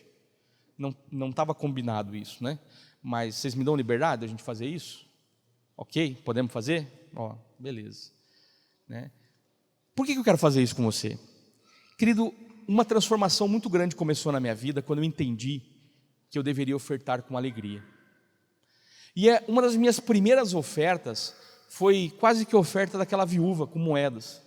Foi uma oferta difícil. Eu estava passando por uma dificuldade há 15 anos atrás muito grande, muito grande. Nós não tínhamos nada, estávamos devendo tudo, a situação era dramática, mas eu lembro que naquele dia eu tomei uma decisão. Falei, Senhor, nunca mais eu vou deixar de me apresentar ao Senhor com uma oferta. Nunca mais eu vou deixar de honrar o Senhor com algo. E querido, aquilo começou a transformar a minha vida, porque eu comecei a ficar um ofertante mais compulsivo, assim, gostava de ofertar, né? Gosto de ofertar os meus materiais. Você veja, eu estou semeando na vida de vocês, estou entregando o material inteiro desse estudo para você. Talvez você pense assim, puxa, mas esse material demorou tempo para ser montado. Demorou. Eu li pelo menos uns 10 a 12 livros para montar aquele material. Eu tive que gastar um tempo na palavra para entender as concordâncias corretas, para saber se aquilo que eu ia falar tinha sentido com o que a Bíblia falava. Então eu gastei pelo menos, umas 25 a 30 horas do meu trabalho para poder providenciar um material para a sua vida. Então eu entendo que isso é uma semente. Então se eu semeio, por que você não pode semear? Talvez você tenha algo que você pode fazer hoje diferenciado na vida de alguém, mas talvez você precise entender que ao vir aqui no gasofilácio e entregar a sua oferta, você está dizendo o seguinte: Deus, eu entrego o governo da minha vida financeira para você. Quando você oferta, querido, você não está só abençoando o reino, você está sendo abençoado. É um erro quando a gente acha que eu vou dar dinheiro para a igreja e o pastor vai trocar de carro. Isso é mentira de Satanás. O dinheiro que entra aqui tem responsabilidade. Esses homens e mulheres que coordenam aqui a igreja, eles têm me procurado muito em função das estratégias de governança que a gente aplicou lá na Alcance. E pelo menos umas 2 ou 3 vezes nós já tivemos tempos aqui de ficar 6, 7 horas sentado discutindo o que faz com o caixa, como organiza as informações, de que maneira presta conta certinho para o Estado, de que maneira, se o Ministério Público vier aqui, como que a gente faz a coisa corretamente. Isso é responsabilidade. E por que não nós não adorarmos o Senhor o tempo todo com as nossas ofertas? Sabe, querido, o irmão ali da imobiliária me testemunhou que no seminário passado ele era funcionário de um mercado. Não combinamos que eu ia usar teu testemunho, né, irmão? Mas está liberado? Agora também não dava mais para voltar atrás, né? Mas ele pegou uma frase que eu falei. Eu falei que uma pessoa uma vez me procurou e falou assim: puxa, é muito arriscado ser empresário no Brasil. E aí eu respondi para a pessoa: não, arriscado mesmo é trabalhar a vida inteira e viver depois do INSS na aposentadoria. Isso é bem arriscado. E ele tomou posse daquilo. E o Espírito Santo trabalhou no coração dele. Ele ficou aberto para aquilo. E Deus deu um negócio na mão dele. Por quê? Muito provavelmente porque tem fidelidade envolvida nessa história. Não conheço os detalhes, não conheço como é, mas Deus não dá algo para alguém sem que haja fidelidade envolvida. Então, querido, deixa eu te falar. Você quer uma grande transformação na sua vida financeira? Comece a estudar sobre isso. Gaste um tempo lendo o investimento que você vai fazer no livro. Você vai investir algum recurso no livro. Invista comprando mais alguns para você semear na vida de alguém. Querido, isso é investimento. Mas não deixe de participar desse momento agora. Esse momento é feito para você honrar o Senhor, mas é um momento feito para que o Senhor possa honrar a tua fidelidade. Um dos momentos mais estratégicos de um culto ao Senhor é quando nós podemos de coração adorarmos Ele com aquilo que Ele tem liberalmente derramado sobre a nossa vida. Quando você entender essa chave, querido, você vai prosperar num nível que você nem tem noção ainda. Porque quando o seu coração for um coração voltado para o reino, você prospera, porque a Bíblia fala que Deus estabelece dispenseiros, ou seja, pessoas responsáveis por recursos para abençoar a vida de outras pessoas. Queria que você ficasse de pé, gerasse no seu coração o desejo de ofertar. Por que nós vamos fazer isso, querido? O custo desse seminário foi 0 para você. O custo dos lanches foi pago pelos patrocinadores. Mas essa oferta tem a ver com o reino e você. Tem a ver com o que você vai fazer pelo reino. Tem a ver com o que você vai fazer pela sua vida, honrando ao Senhor. Então eu queria te convidar a participar desse momento de oferta, colocando aquilo que você sentir no coração. Veja, não é uma questão de valor, não é uma questão de quanto, é uma questão de como. Eu vi um vídeo uma vez que me chamou muita atenção, depois que o pastor Luciano voltou da África. Ele contou que na hora da oferta lá na África, os africanos com os recursos paupérrimos, eles vêm dançando, pulando, dando cambalhota para ofertar ao Senhor. E nós às vezes a gente vem aqui na frente com o coração: será que eu devia dar mesmo? Querido, aprenda a ser generoso. A alma generosa prosperará, é o que a palavra promete. Quando você aprender sobre generosidade, você vai prosperar. Sabe, querido, eu venho aqui para servir vocês. Eu não venho aqui porque eu cobro para fazer isso. Eu não venho aqui porque eu vivo para fazer isso. Eu venho aqui porque entendi que o meu chamado tem a ver com educação, tem a ver com instrução, tem a ver com servir ao Senhor. Eu abri mão do meu tempo para poder semear na vida de vocês. Tem a maquininha aqui na frente também. Eu lembro que uma vez uma pessoa falou assim: olha, mas esse negócio de maquininha na hora da oferta parece uma coisa tão fora do espiritual. Tá bom, querido, hoje em dia o dinheiro é mais no plástico mesmo. Como é que a gente vai fazer? Precisa ter a maquininha. Para com esses sofismas. Deixa Deus agir na sua vida financeira. Abrace a generosidade. Faça hoje uma coisinha por alguém. Faça algo, visite alguém, leve uma pipoca para alguém, leve um bolo de fubá para alguém, faça algo diferente, pratique a generosidade. Você vai prosperar, porque a alma generosa prospera. Todas as vezes que eu tiro um tempo para ser generoso com alguém, Deus me acrescenta.